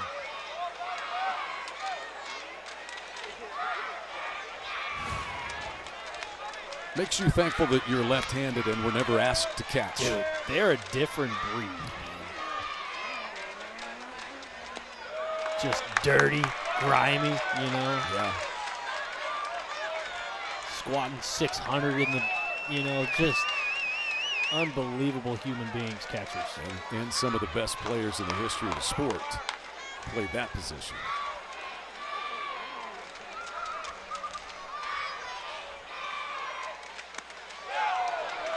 Blair held up. They will appeal down to third. And Damian Beal says no swing.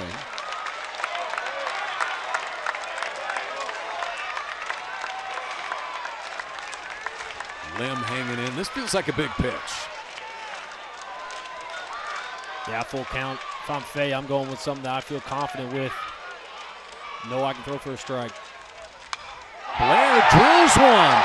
Deep right field. Back to the track is Neal. He reaches up, and he's got it. What a play by Brady Neal, robbing Alec Blair of a home run. The throw comes back in, and Jackson Willits is actually going to scamper to third base. He was standing at second when the ball was caught. But Brady Neal keeps this from being a 3-run game with a spectacular play, climbing the right field fence. Oh, this just takes excellent timing, athleticism. Let's watch him. Full extension at the wall, tip of the glove. Great throw back in, just all around. Great play, Brady Neal. That's a top 10 play all day long. Without timeout taken here by Lem. Runners at first and third. And now we will see Jason Jackson come out. Let's see if the night is done here for Tyler Fay. 2 gone. Runners at first and third. And Nolan Stevens homered his last time. What a momentum swing. Brady Neal, have a day. Yeah, Brady Neal at the plate and in the field. He's got 3 hits and a walk. He's driven in a run and scored 2 and has made a spectacular catch in right field. Seems like he's letting the fans know around the concourse. Yeah, you can interact with him now because of that fence that you can see through. I think he's talking to his guys out in the bullpen. And he was the SEC Player of the Week after the Florida series. He drove in 11 runs. And he's got a flair for the dramatic. He hit a game-winning home run on Tuesday in their non-conference win. Nolan Stevens takes a strike. Stevens 1 for 2. Struck out looking in the second. And then hit the solo home run. One of 2 homers in the 5th inning for the Sooners.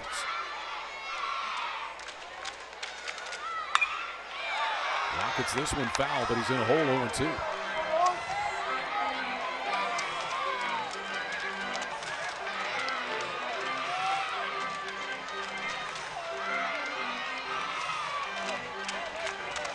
Oklahoma 2 hits. Nothing across the plate as of yet in the inning.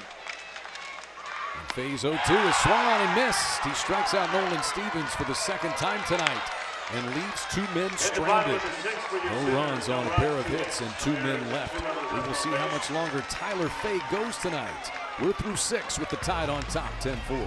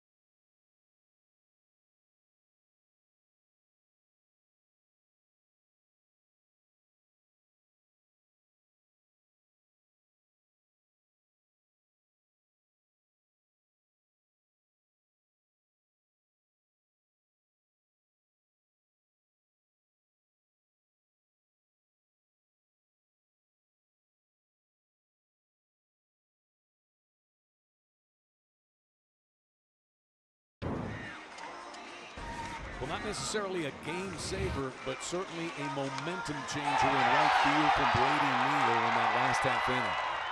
Yeah, just times it up perfectly. Full extension at the wall and just silences this crowd. That's off the bat of Alec Blair with 2 men aboard. And Oklahoma ends up getting no runs out of it. Neal having a night for the Tide. He's got 3 hits, a run driven in, and 2 runs scored. More from Mercurius here. Xander has thrown 75 pitches in relief of his brother LJ, who had to exit in the 2nd inning. And Xander had a little difficulty, gave up a couple of home runs in that 2nd, but got out of it, and he's been lights out since. He's given only 1 hit since the 2nd inning. This pitch is up and away to Johnny Lem. Lem's got 2 hits, 2 for 3, RBI, and a run scored for him.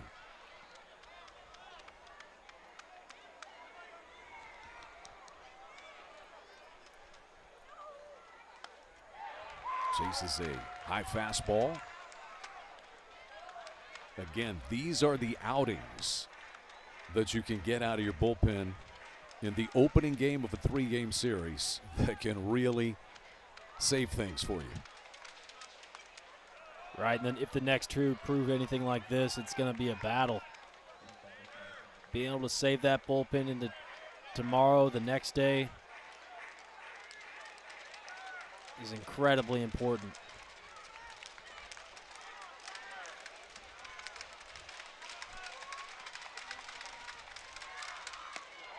Beautiful breaking pitch there for a called strike 3.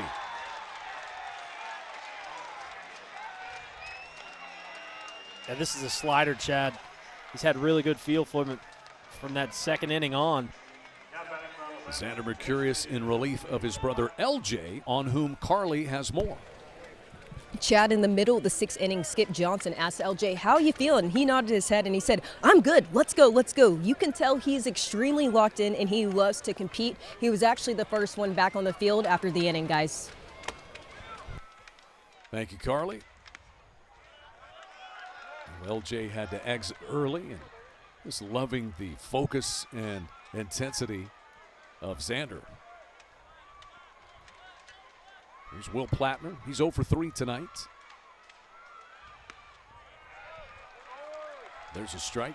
Where's number 3? And that's not one that you just pick. It represents the 3 pillars: ownership, toughness, and grit.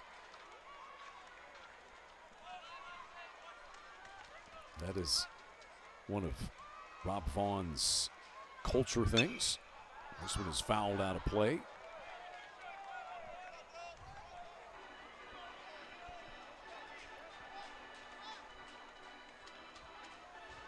Ha, she got it. Snuck it in. Those berms are locked down these days. That's, yeah, you can't get up there. that souvenir is a little bit more priceless than the others. Here's a 1-2. A little bit upstairs. Yeah, the berms got the SEC logo up there, but they used to be pretty heavily populated, or you could at least run over there and get a foul ball. But I think we had too many tumbles down the berms. So you just have to wait on it to roll back down. Man, that pitch is nasty. And we've seen 2 in a row for strikeouts. He gets Plattner here. Look at this. This is a 6-run ball game. This kid is just absolutely locked in. That slider's another out pitch. Just great location on the outer third. We'll get another look at it here. Right at the letters. Ends up belt high. Freezes him. Great pitch. How about 7 strikeouts and a walk out of the bullpen in 5 1/3 innings for Xander Mercurius tonight? It's been electric. Osterhaus homered in the second. One of the 3 separating home runs for the Crimson Tide in that inning. In fact, he homered off Xander Mercurius. Fowler, Torres, and Osterhaus all homered in that inning. 11 Tide hitters came to the plate. Here's the 0-1. And a strike, but a quick study is Xander Mercurius. Osterhaus homered against him in the second. Then he struck him out in the 5th, and he's up 0-2 on Osterhaus here. Wiry, man. Look at him just talking to himself between every pitch. It's hard not to like watching this.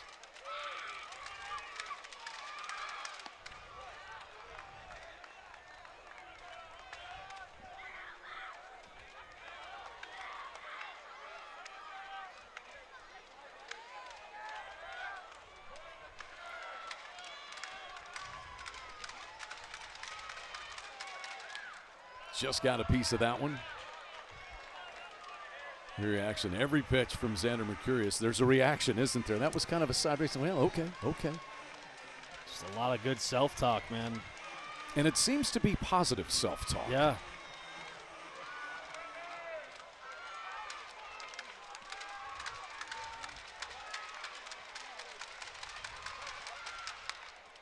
Into the shift, the second baseman Branch. And another 1-2-3 inning there for Xander Mercurius. We hit the 7th inning stretch at Kimry Family Stadium in Norman. Tide 10, Sooners 4.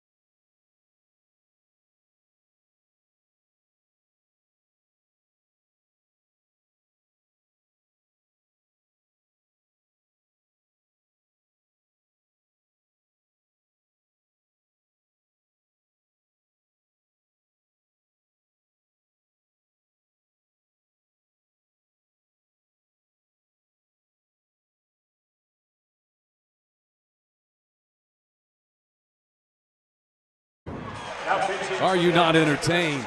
And I think everybody here is. 7th inning stretch, Kimry Family Stadium in Norman. 10-4 tied on top. They got 10 in the first 2 innings, nothing since. Oklahoma trying to scratch away. As soon as they've had some opportunities, they hit a pair of home runs in the 5th. And we've got a new arm entering the fray. It is Sam Mitchell coming out of the bullpen for Jason Jackson's Alabama pitching staff.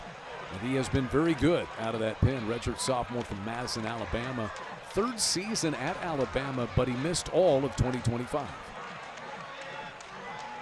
Tall, lanky guy. Got a really good extension on the fastball. Coming in here just trying to settle it. As you said, 6'7" sophomore, 220. Looks like he's coming from the right side of the Eiffel Tower to me, Chad. Maybe. I want no part of that. 3.60 ERA, 15 innings, 11 strikeouts to 5 walks.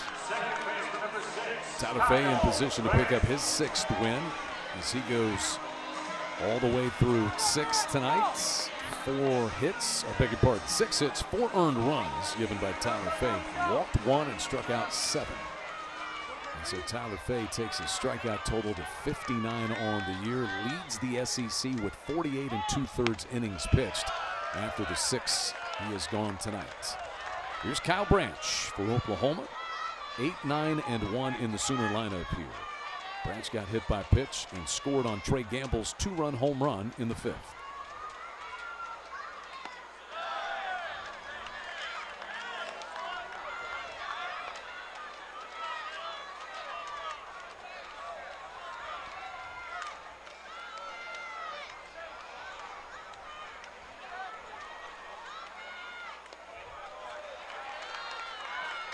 So 2 balls and a strike now.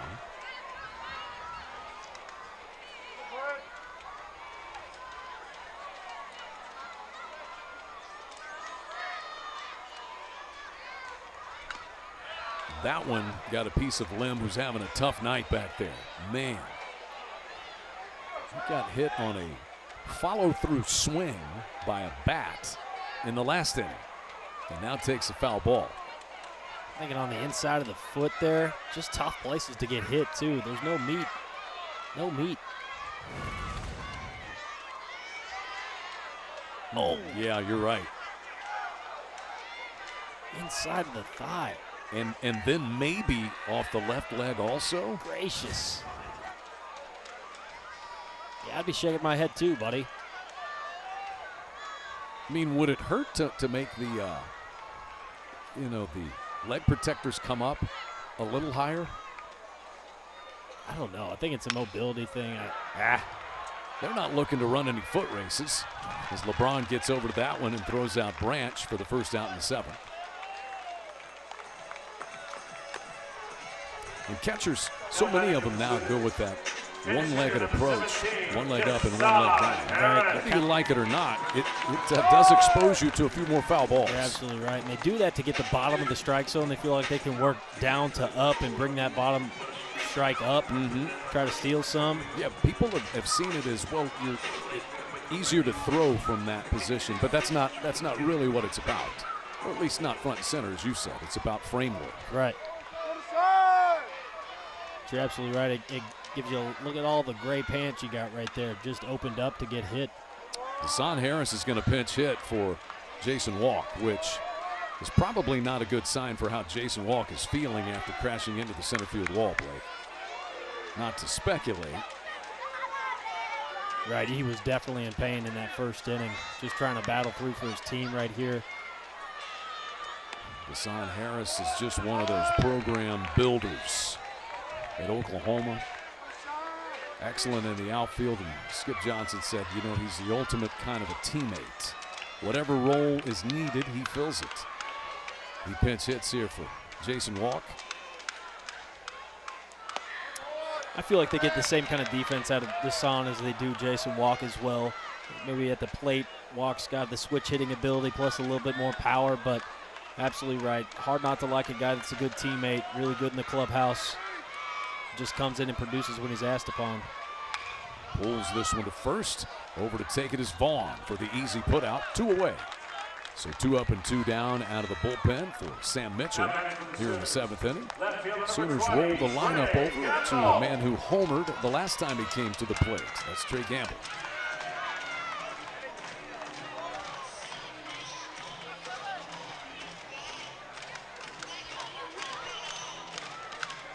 Fifth home run for Gamble. It was a 2-run shot as Kyle Branch had been hit by a pitch earlier. Shift is on. And you see, that is the shortstop, LeBron, over by second base. And he beats the shift. That is right where the shortstop would have been without the shift. Big turn there for Gamble. He'll stop at first with a 2-out single, his second hit of the ball game. It's always a gamble, right? Oh, I like what you did there. Yeah, it is always a gamble. And all the old schoolers go, you see, that's what happens when you shift. And a lot of it has to do with pitching to the shift. And Mitchell may have missed a spot there. You know, you're trying to pitch into him, play into it, let him roll over one, but Gamble does a nice job of going the other way with this fastball. You see, what's funny about that one is that ricochets away from Lim. Is the old schoolers who've grown about the shift only count the times when the shift gets beaten and not the times that it works, as it has way more times tonight than it hasn't worked. You're absolutely right. What, we're 1 for 15 maybe, right? Both sides. Gamble in scoring position after the wild pitch. And Camden Johnson takes a strike. 1-1. Camden Johnson singled and then scored on Jackson Willitz's base hit. That was back in the first. 1-1 in the air, left field corner. Long run here for Osterhaus and a little out of his reach. In that first inning, when Oklahoma got the hits by Camden Johnson and Jackson Willits, remember there was also a call at first base that was overturned. Ground ball that Brendan Brock hit to third. Torres threw to first. He was originally ruled safe, and Oklahoma would have had men at first and second. But the call was overturned. As it turned out, the Sooners got a run out of that.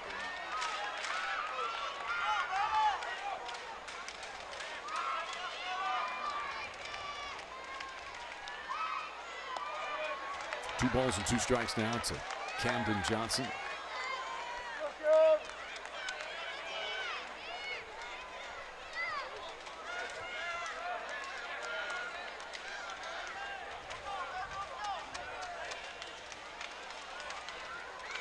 Shortstop LeBron is right behind second base on this shift. Looked like Mitchell fell down before he threw that ball. Caught a spike on the way down, just trying to ride the back hip down the hill. Do you think it happens more with the all-turf infields that you catch a spike? I think so. It kind of grabs a little bit more than dirt. Dirt will kind of slide. Pulled toward the first baseman, Vaughn. He says, I got it. Just wins the foot race with the speedy Camden Johnson for the final out. A hit and a man left in the 7th for the Sooners. We move to the 8th with the Tide on top 10-4.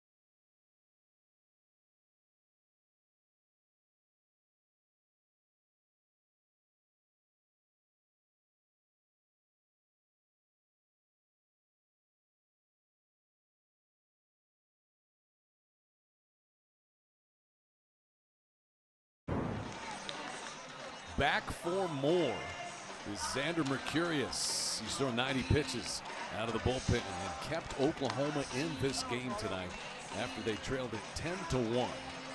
He has thrown up goose eggs in the 3rd, 4th, 5th, 6th, and 7th innings. In relief of his brother, LJ Mercurius. Look at what this freshman has done. It's the 3rd straight week, really, that he's had a performance like this out of the bullpen, which enables you to have all arms available for the final 2 games of the series. Right. And say what you want. This is big for him, right? You call it mop-up role. You're down 10, but this guy has done everything that he could to keep his team in the game, and he's done it. Luke Vaughn leads off. Your point may be the biggest point. Yes, it helps out Oklahoma in the grand scheme of the pitching weekend, but in the grand scheme of the future of this guy and his confidence level and what he can be, this is a big deal. Vaughn whacks the first one high into the night sky down the right field line. It's in foul ground, and Blair's not quite going to be able to run to it. It's such a long run for the right fielder. He shaded the pool. It's probably I don't know, 200 feet to get over there. Why, Blake, you speak as though maybe you made it Dude, a time or two.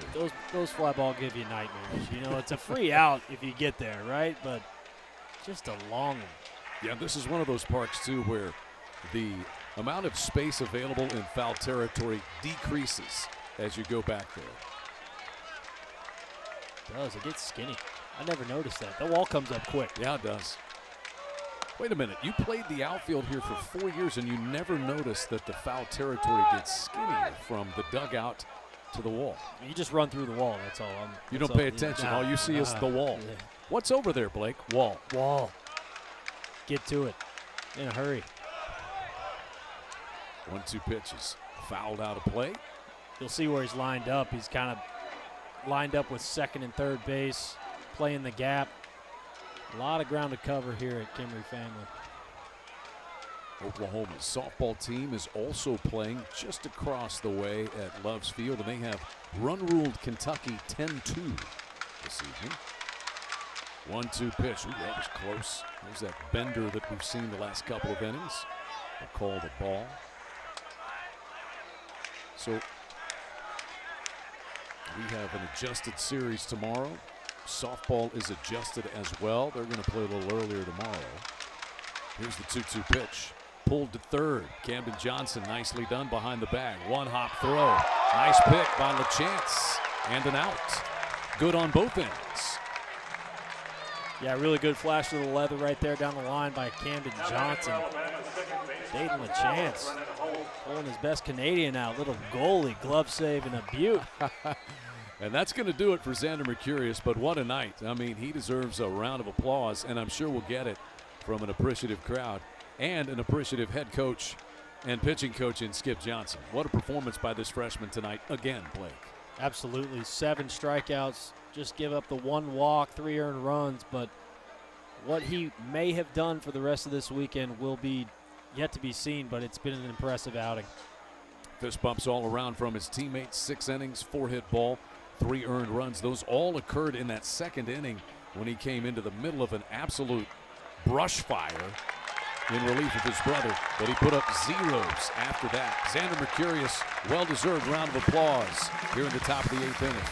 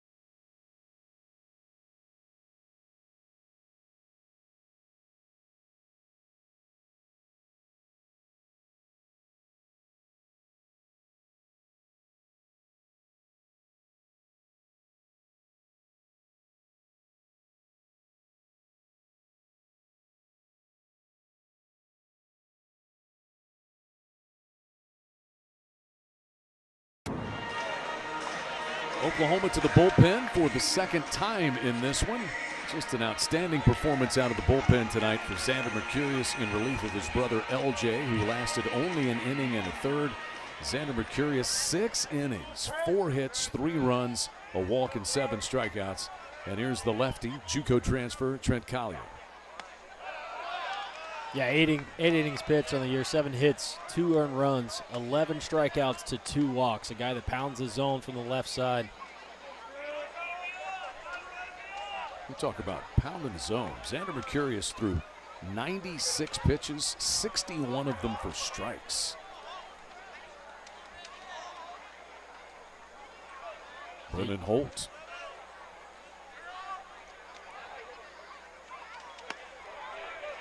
Holt, the only guy that's been hit by more pitches tonight is his catcher, Johnny Lim, who's been hit a couple of times. But Lim was wearing catcher's gear. Holt's been hit at the plate twice. Big hack at that one, 94-mile-an-hour fastball. Hey, Holt's getting free 90s. What's Lim getting behind the plate, man? Battered and bruised. Yeah. A trip to the cold tub. Swing and a miss, just late on that fastball. That's got some giddy up. 2 gone. Yeah, this fastball's a 96, man. Powerful arm from the left side. See what the location is. It's a way tough for a left-handed bat to get to that pitch. Great pitch. Interested to see this matchup. Lefty-lefty with Bryce Fowler, who's homered twice.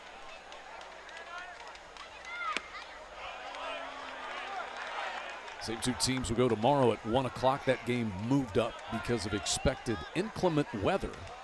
We'll have 2 lefties going tomorrow. Zane Adams for the Crimson Tide.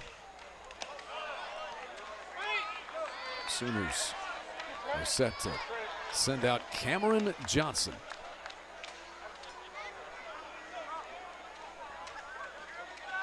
Wake up, get to the ballpark, and face 97 miles an hour from the left side. How's that sound to you, Blake? Great. There's a fastball for a strike. 2-1. Cam Johnson coming off a pretty good outing in Austin as well. Got to hope he's got to have some confidence coming into tomorrow.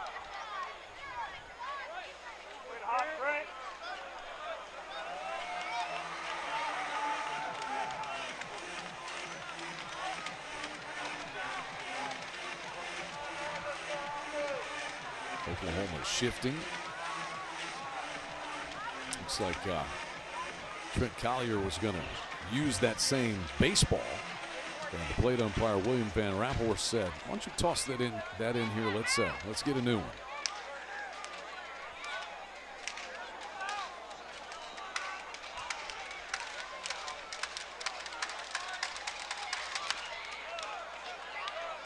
Just about the same spot there on that foul ball, so it stays 2-2.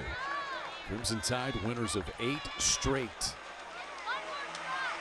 back-to-back weekend sweeps after being swept in their conference opening series. Oklahoma won 2 of 3 in each of their first 2. They won 2 of 3 here against Texas A&M and 2 of 3 at LSU before being swept at Texas last week. Man, this league, as we said in the pregame, you had 8 conference series last weekend, and 7 of them were sweeps. And I was going to go back and try to count how many of those games were one-run games. Both these teams played a couple. 3-2 pitch has popped up on the infield. The first baseman, LeChance, says, "I got it." And he is right. That'll do it for the Tide in the 9th. The Sooners down to their final opportunity. They go to the bottom of the 8th when we come back.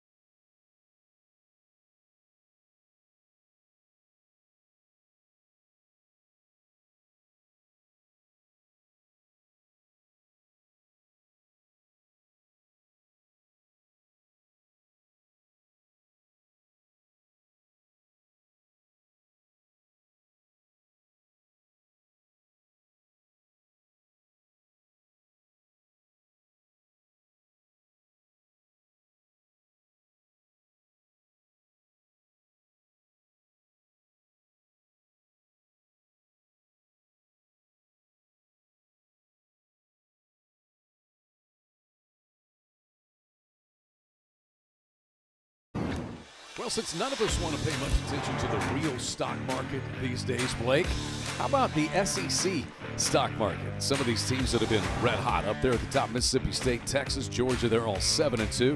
Then these teams are kind of in that next tier, if you will, all in the top 25. Arkansas's lost 4 straight, Texas A&M and Kentucky, although you've got to remember that Kentucky swept this Alabama team to start conference play, and Ole Miss has been a little up and down. They are 3-6. Are you bullish or bearish? Which is bullish and which is bearish? Listen, I should have paid attention into business economics. In Dow Jones class? Look. That leads us I was a here. human relations major. You're talking about bullish and bearish. Like, ugh. You were a people person, not a stock market Sure. guy. But you got Mississippi State, Texas, Georgia, all up there at the top. Alabama, red hot, winning 8 straight coming into the night. Florida's kind of up and down. Alabama had that no-hitter against Florida in that series, the sweep. Tyler Fay, the no-hitter.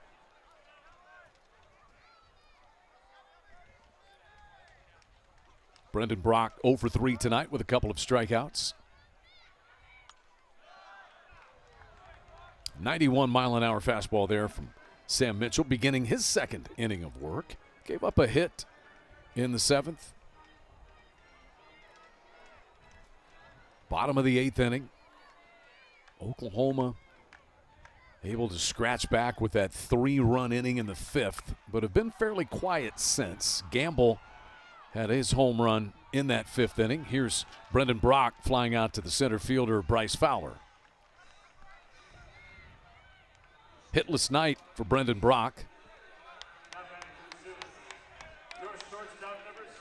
And Jackson Willits bats. He's got a pair of hits tonight.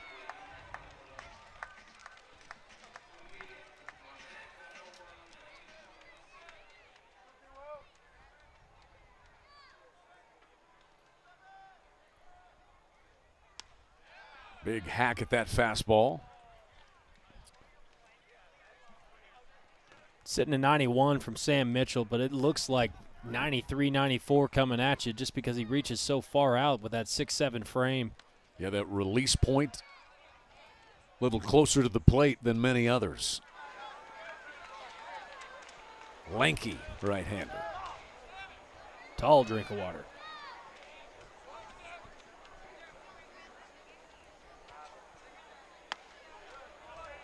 Two balls and a strike to the new Papa, Jackson Willits. Got to be so cool, man. Play in front of your kid like that. So many people go through it, but especially at the college age, that's got to be incredible. And forever, they will be able to tell her, Dad got 2 hits in your first ball game.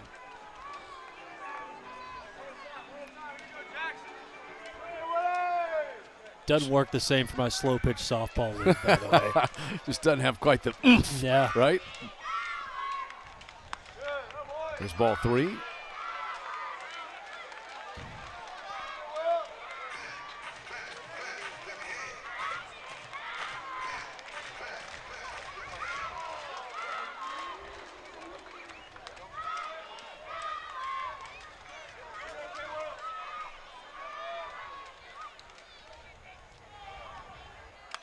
Willis whacks another one foul and out of play.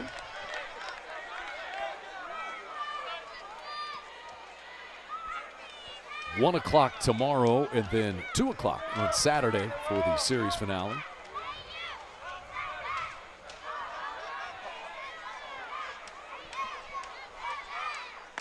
And Willits down on strikes. 2 gone. That is the first strikeout from Mitchell out of the bullpen. Now batting for the Sooners. Job by Mitchell in there, getting the count full. Elevates the fastball to get above the hands of Jackson Willits. Take a look at some of these SEC scores. Ole Miss has beaten Florida 6-4. And South Carolina over Texas 9-1. Final there from Columbia. Bit of a surprise. Auburn has sent Arkansas to a 5th straight loss, and the Tigers bounce back from being swept by the Crimson Tide last weekend. Auburn wins 10-2 in that series opener. You got Georgia leading Mississippi State 10-7 in that series opener in Starkville. Vanderbilt 12-8 up on 20th ranked Texas A&M. They're playing at Olson Field in College Station.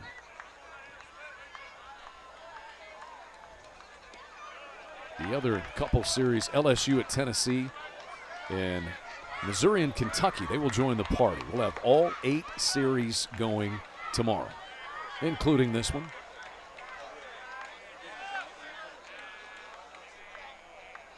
One-two pitch. LaChance goes after that one, comes up empty. And so Mitchell strikes out the final 2 batters in the 8th. Alabama leads this series opener 10-4 as we move to the 9th in Norman.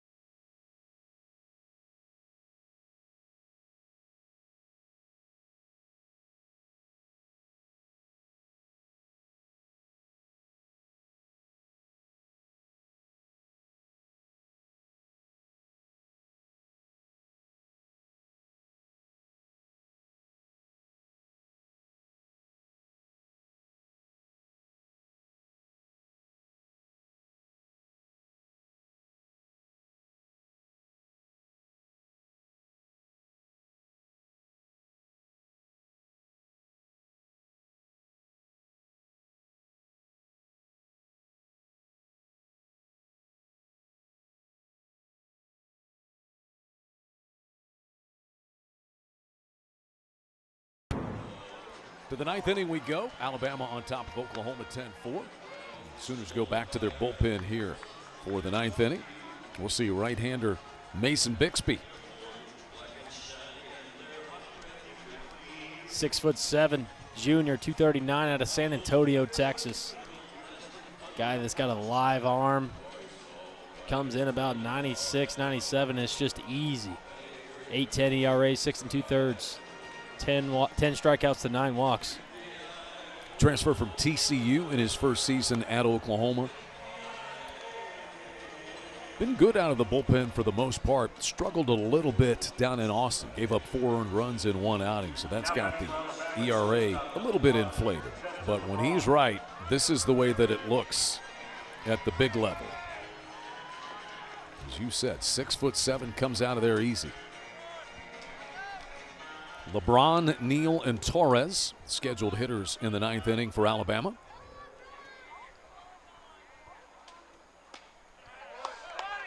And just when you're thinking you're going to get 97, over comes 86, moving away from you. And it's got some bite, too.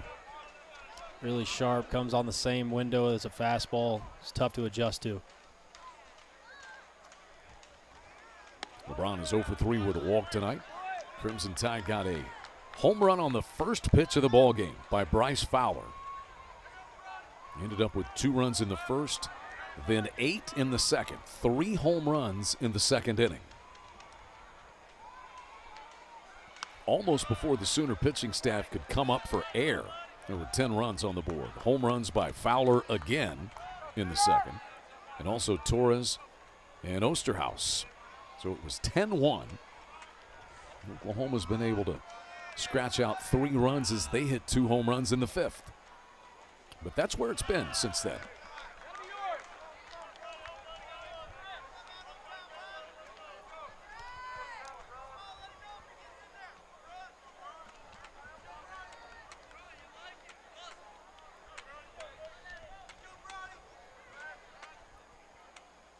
The 3-1 for LeBron. The count goes full.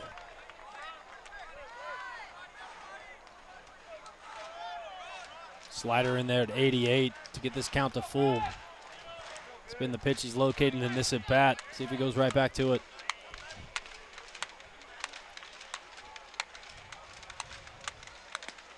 Strike 3 called. How about that? How many sliders in that at bat? 3, exactly. The other 3 were fastballs they couldn't locate. Really good one right there. Right at the bottom of the zone at the knees. Too close to take for LeBron. That is 9 strikeouts, 2 walks for Oklahoma pitching tonight.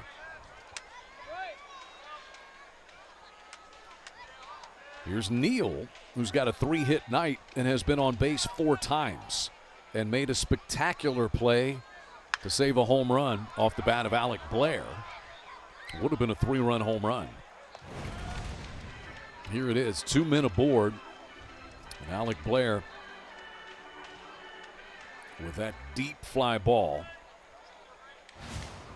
I could watch that on repeat, man. That's poetry in motion. It was in the bottom of the 6th inning.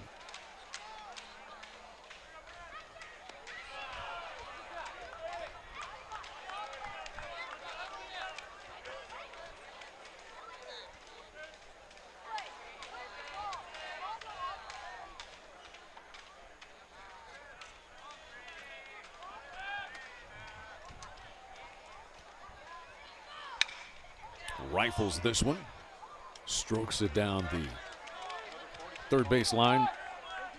So 1-2 the count. His hands are quick. Gets the barrel through the zone efficiently. Not a whole lot of moving parts in the swing. Having a night here. 2 balls and 2 strikes. Began his career at LSU. As we said, he struggled a little bit last year's first season at Alabama. Hit .219. But Rob Vaughn said he is playing free and easy these days. Not feeling the pressure to live up to any hype or what anyone thinks. In a good battle here. Fighting off a 97-mile-an-hour fastball from Mason Bixby.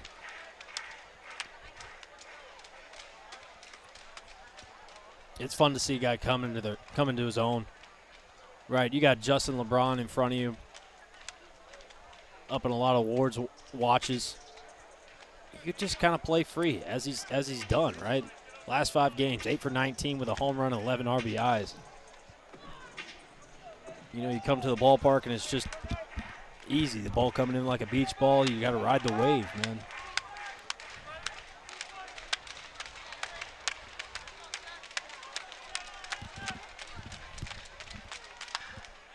Another base hit. That's his 4th.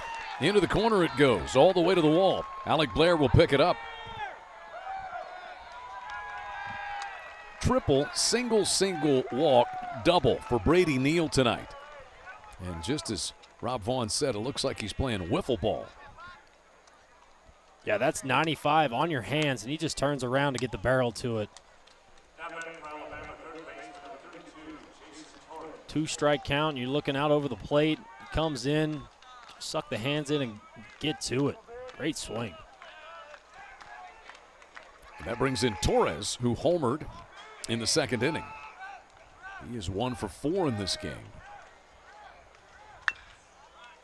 0-1.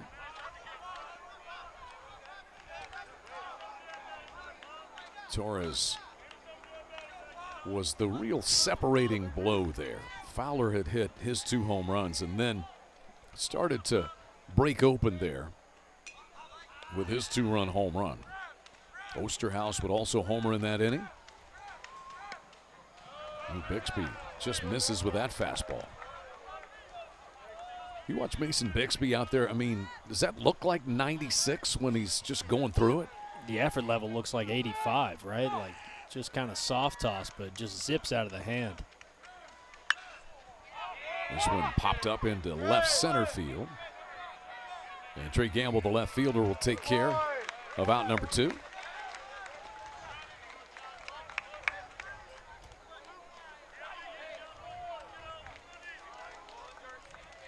Now batting for Alabama, the catcher, number 33. And here's Lem. Lem's got 2 hits and has had to wear a few behind the plate tonight. I'd be taking that elbow guard and the shin guard up to the behind the dish with him if I was him. 7-game hitting streak for him now. And over the course of that, he's got 11 hits.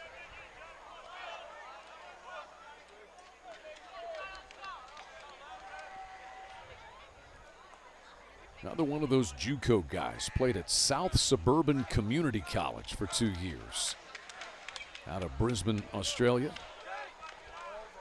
1-1 the count to him.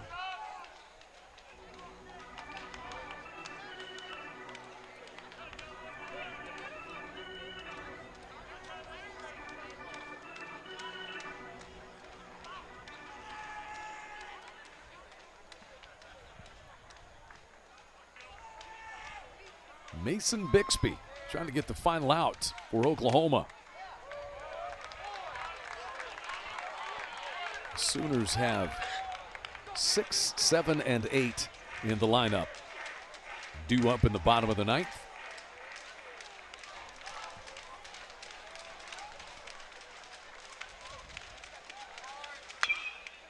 Right back to the shortstop. Willits gallops and throws to first. Inning over. A double by Neal, his 4th hit of the night, but he's left stranded. Sooners have 3 outs to try to make up at least 6 runs in the bottom of 9.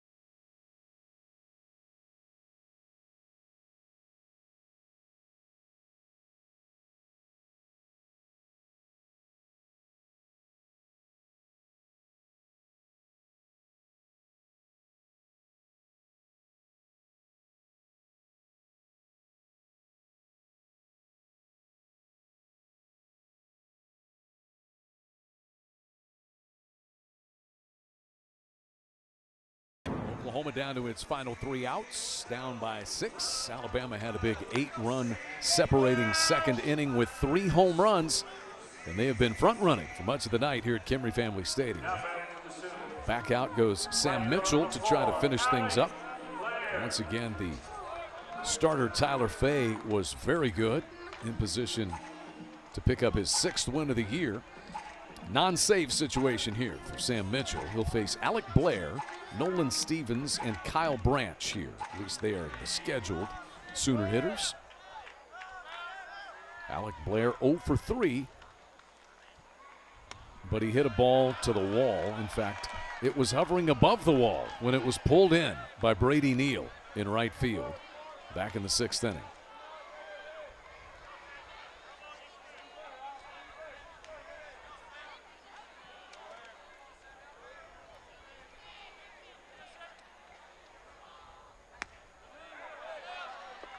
Mitchell peppers one low and away to Alec Blair.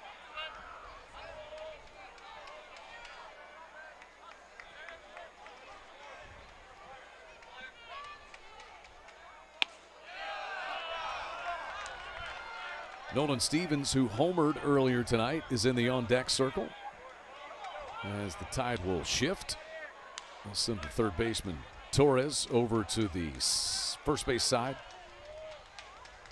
There's Stevens over there as Blair did not swing. They appealed down to third. Damian Beal said no swing. Nice job expanding the zone in a 1-2 count by Sam Mitchell. Goes slider down. Can really go any way from here.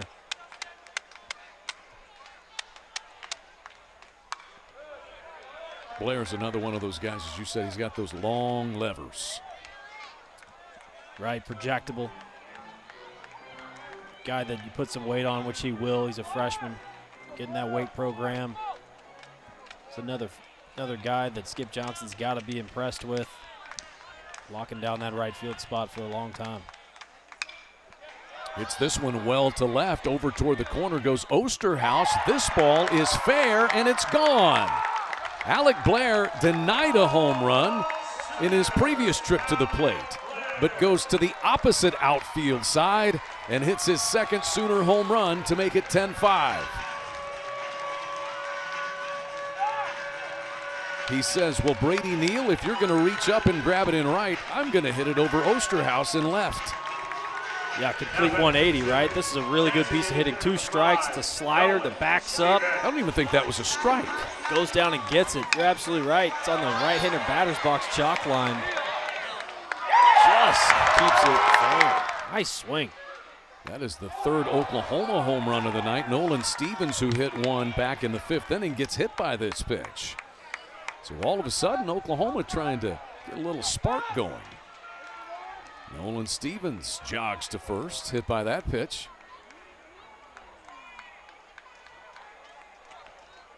Alec Blair now 2 homers, 18 runs driven in his freshman season as a Sooner. He's getting better and better every time he gets sent out there. So we're going to get a pinch hitter here, Drew Dickerson. So Dickerson will pinch hit for Kyle Branch after Nolan Stevens gets hit by a pitch. Frequently called upon to pinch hit and DH a little bit as well is Drew Dickerson. Yeah, Reggie Willett's going with some pop here, hitting in the spot for Kyle Branch. Dickerson power to all fields, trying to lift one up. 2 home runs on the year for Dickerson. He's driven in 13 runs.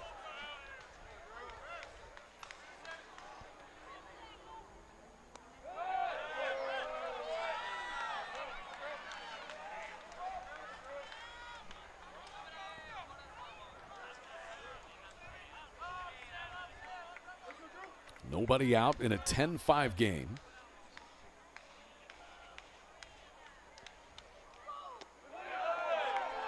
Dickerson trying to check his swing, and did. 2-0 count. Now we're going to get a mound visit. Jason Jackson, the pitching coach, out here for the Crimson Tide for a chat with Mitchell. Johnny Lem, the catcher, will get in on it, and the infielders as well. So Oklahoma with 3 home runs in this game. Sooners had hit 2 home runs in their last 8 games. It's shown a little pop tonight. Alabama's hit 4 homers. 7 home runs on a Friday night in the SEC.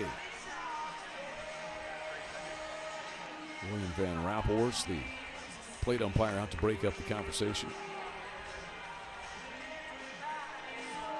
And you see the activity out in the Alabama bullpen. Mitchell Heiberger, or Matthew Heiberger, I should say, is out there throwing. Sam Mitchell will continue.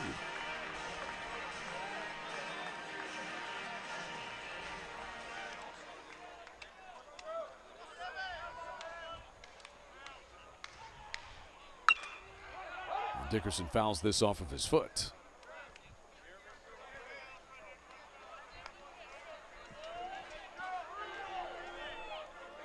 Drew Dickerson had a 2-hit game in the final game of the Texas series last Saturday. Could see him in the Oklahoma lineup tomorrow, with a lefty scheduled to pitch for Alabama.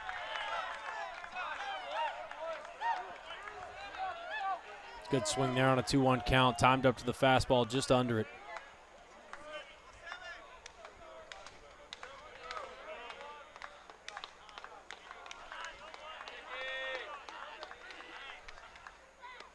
Went after that one, and that's the second out.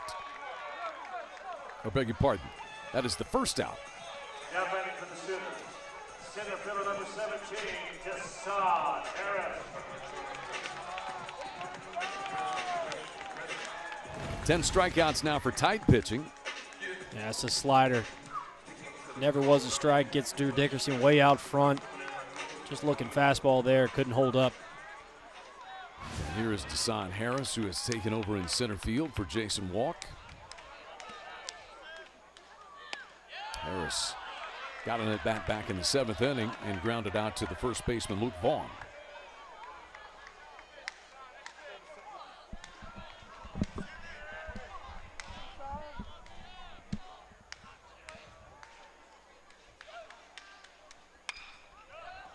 Fouled off the front facing of the Alabama dugout on the first base side by Harris.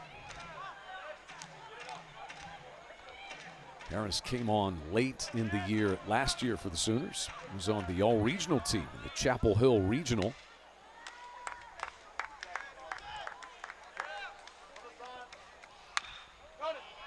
Ranging over the second baseman, Holt flips it to LeBron for one. The relay to first is not in time.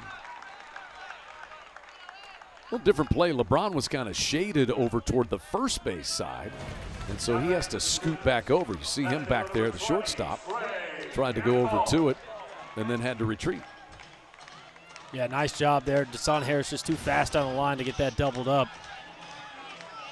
You're right, though. Looked like LeBron was going to go try to field that ball, and he's like, oh, crap, I got to get to second base. Oh, the things the shift can bring us. See, I told you it works. It does. Here's Gamble. Yanks this one foul. Gamble's got a 2-hit night, including a 2-run home run in the 5th inning. Also had a base hit in the 7th. Having another good year, batting .316, 5 home runs, 21 driven in. Sooners are down to their final out tonight.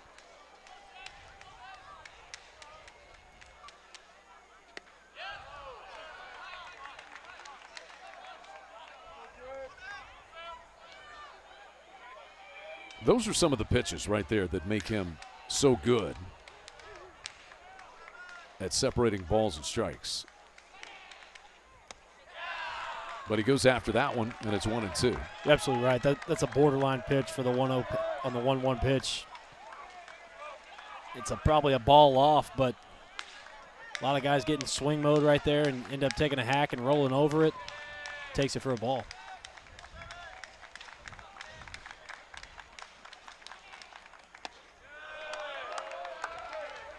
I think a lot of guys would have swung at that one too. Instead, Gamble's still up there with a 2-2 count.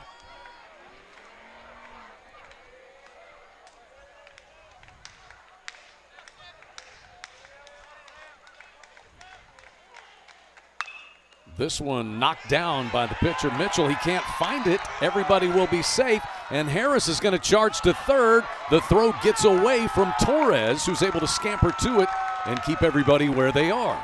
Alert base running first off by Harris to realize that third base was open because of the shift, and also a good play by Torres to get back there and nearly get the tag. Yeah, it's a lot to unpack here. Never want to make the last out at third base. See Rayleigh just kind of, hey, man, you know. I think this will go down as a hit, though. I do, too. Mitchell doing a good job knocking it down, keeping it on the infield. I don't know how else you could score it. Runners at first and third. And here's Camden Johnson.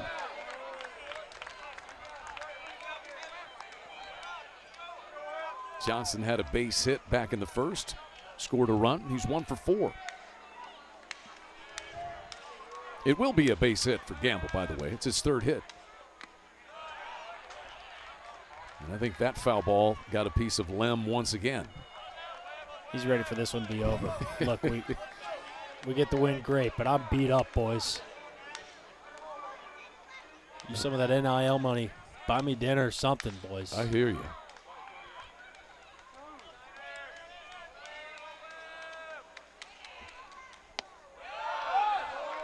Now that pitch hasn't been called for either side tonight. He's been very consistent. Rappaport behind the plate.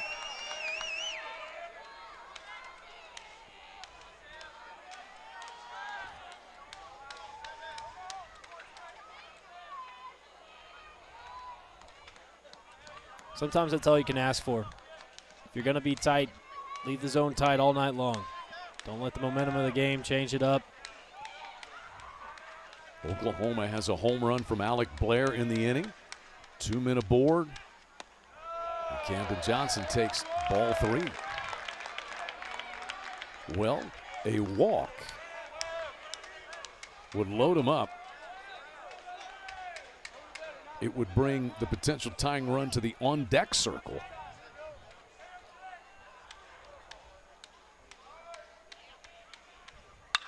And this one is rifled into right center field by Johnson. Neal is on his horse. Fowler's on his horse. Neither will get there. In to score comes Harris. Right behind him is Gamble. It's a 2-run triple for Camden Johnson. And the Sooners have life. They now trail 10-7. And that ball was smoked for the second hit of the ball game for Camden Johnson.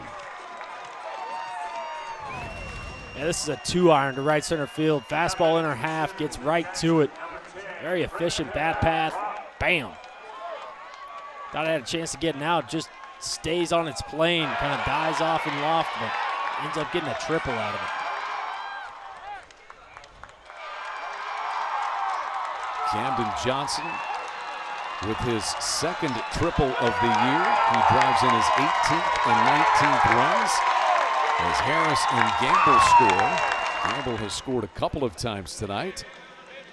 And out comes Jason Jackson. Mitchell has struggled to get the final few outs of this one. And Oklahoma is within 3. They once trailed 10-1. And there's been a call to the bullpen made. Springing out of the door comes Matthew Heiberger. He's asking, who's going to check my glove? He is obliged by Travis Eggert, the first base umpire. So 10-7, Oklahoma now is even in the hits category. Each team has 10. So things still hanging in the balance here with 2 down in the bottom of the 9th inning.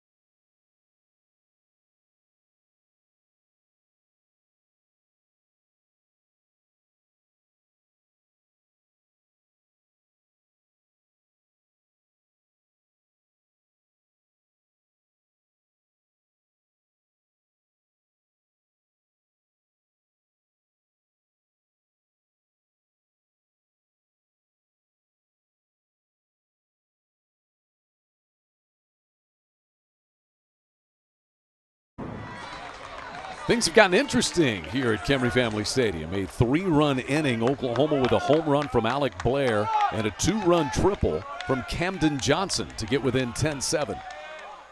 Matthew Heiberger comes out of the bullpen, second arm out of the bullpen tonight for the Tide, as they're trying to back Tyler Fay and get him his 6th win of the year. So Sam Mitchell leaves. He's still responsible for the runner down at third.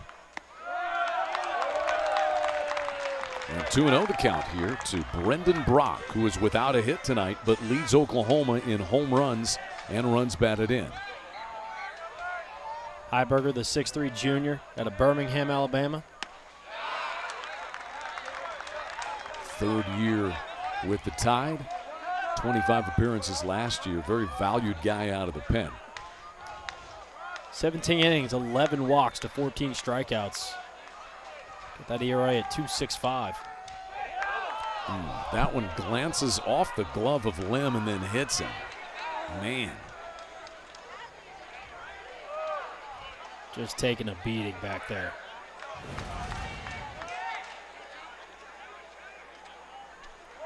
Did that hit the bat? Maybe a foul ball? Brock? Certainly didn't look like it, but it must have. Pretty sure handed behind the plate. I don't think he just missed that. So now they may talk about this.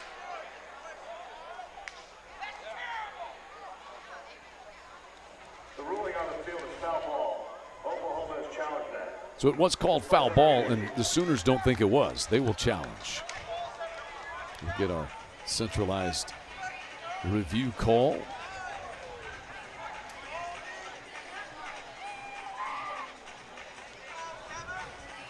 It's another thing we got to go by the audible, being able to hear it. And that is the one thing we can't see on review is how it sounds. First challenge by Oklahoma tonight.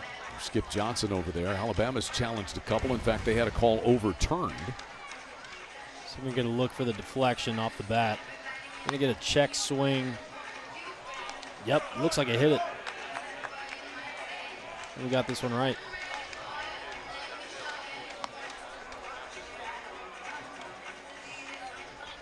Have a look here. Yeah.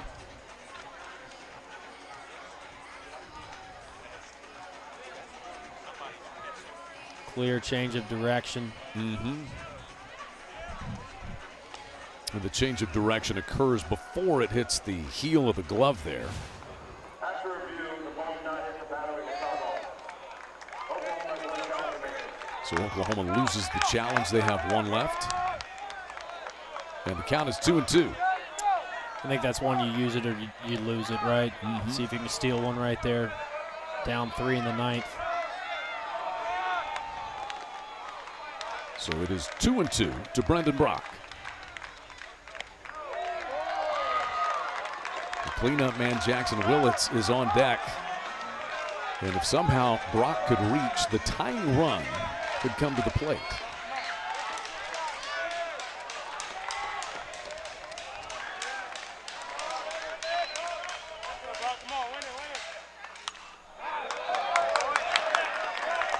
And Brock battling away with Heiberger. The starter, Fay, went 6 innings, then Mitchell for 2 2/3. And now Heiberger will try to close it down for Alabama. Oklahoma has scored the last 6 runs of this game, and there's a fastball that swung on and missed. And this ball game is over. Alabama gets 10 runs in the first 2 innings, and the Tide able to make it hold up as Heiberger gets the final out on a strikeout of Brendan Brock. Alabama takes the series opener. 9 straight wins for the Crimson Tide, 7 straight wins in the SEC. And Alabama improves to 24-7 overall, 7-3 in SEC play. Oklahoma falls to 20-9 overall. They are 4-6 to start conference play. Same 2 teams will square off tomorrow. That game has been moved up. It'll be a 1 o'clock first pitch here at Kimry Family Stadium, and the series finale will be at 2 o'clock. This one started, really the tone setter was the very first pitch of this ball game, a home run by Bryce Fowler, Blake. Yeah, he ambushed the fastball of L.J. Mercurius and deposited it into left field. Really good approach all night long, followed it up with another 3-run homer. Good night for him at the plate. So Fowler homered, and Johnny Lem singled to give Alabama a 2-0 lead in the top of the first. Jackson Willits, an RBI single for Oklahoma, made it 2-1 in the bottom of the first. But then the floodgates open. Fowler, the 3-run home run. Neal, an RBI single. 2-run home runs by Torres and Osterhaus in what wound up being an 8-run top of the second inning. It made it 10-1. Oklahoma got home runs by Stevens and Gamble in the 5th to make it 10-4. And a solo home run by Blair, as well as the 2-run triple in the 9th inning by Camden Johnson, but not quite enough. 6th win of the season for the man that you see right there. He was good. Was the man who pitched the no-hitter, Tyler Fay, against Florida, backed by Sam Mitchell and Matthew Heiberger. So 6 innings of 6-hit ball with 4 earned runs, a walk, and a strikeout tonight for Tyler Fay. Yeah, just a really kind of a not necessarily laborious outing until that 6th inning, giving up the home run, leaving some pitches up, and the Sooners taking advantage of it. We're going to step aside and believe that we're going to, in just a moment, visit with Bryce Fowler after Alabama's 10-7 win. We will step aside here.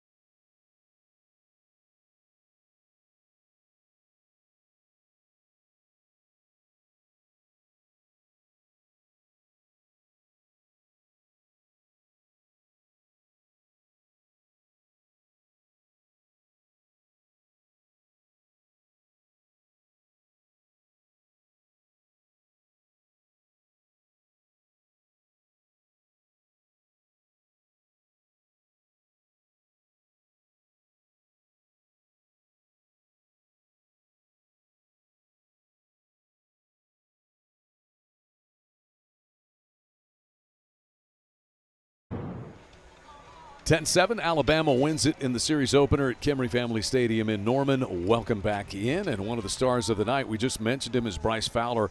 Homered on the very first pitch of the night. He sent it out of here, and he joins us now. Bryce, was that your approach? You were going to hit a first pitch fastball and try to take it out of here? Yeah, that was the approach. Obviously, being the leadoff guy, it's good. It can always sit on first pitch heater, and I got one middle away and put a good swing on it, and I think the wind helped me a little bit, but I'm not going to complain about it. It tends to do that here at Kimry Family. I want to talk about Brady Neal, the play he made in right field. What kind of a momentum changer was that? Huge momentum changer. Guy puts a good swing on it, and honestly, that's probably the difference in the game right there as we come out 10-7 on top. But if that ball goes over, then it's probably a different ball game, and either we're still playing or you never know, Oklahoma comes out on top. So that was a huge play by him. You spent some time at Southern Miss earlier in your career, and then Pearl River Community College. And I know Coach Vaughn has this deal about JUCO guys. They're gritty and they're tough and they're not afraid to get in the muck and the mire. What did that do for you as you transitioned then back to the Division I level at Alabama?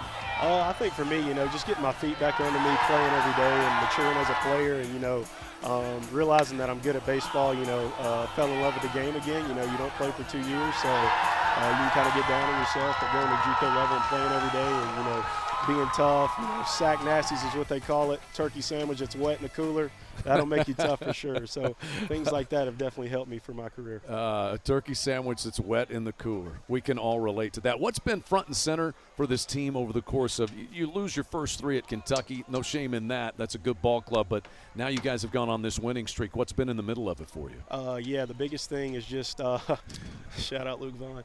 The biggest thing is just the vibes in the dugout and on the field and at practice. There's no bad days for us. Bad day in defense for Team D or whatever. We're still having fun, great music, vibes are high. So that's kind of the biggest thing for us is just having fun, laid back, and enjoying the game. All right, Bryce, when you go enjoy it with your teammates now, I think they're ready for that. Congratulations on the good night. We'll see you tomorrow afternoon. Thank y'all. Roll Tide. That is Bryce Fowler, 2 home runs, 4 runs driven in for him tonight in a 10-7 win for Alabama. Game 2 comes your way on SEC Network Plus right here tomorrow. For Blake Brewster, I'm Chad McKee, and we'll talk to you next time, everybody.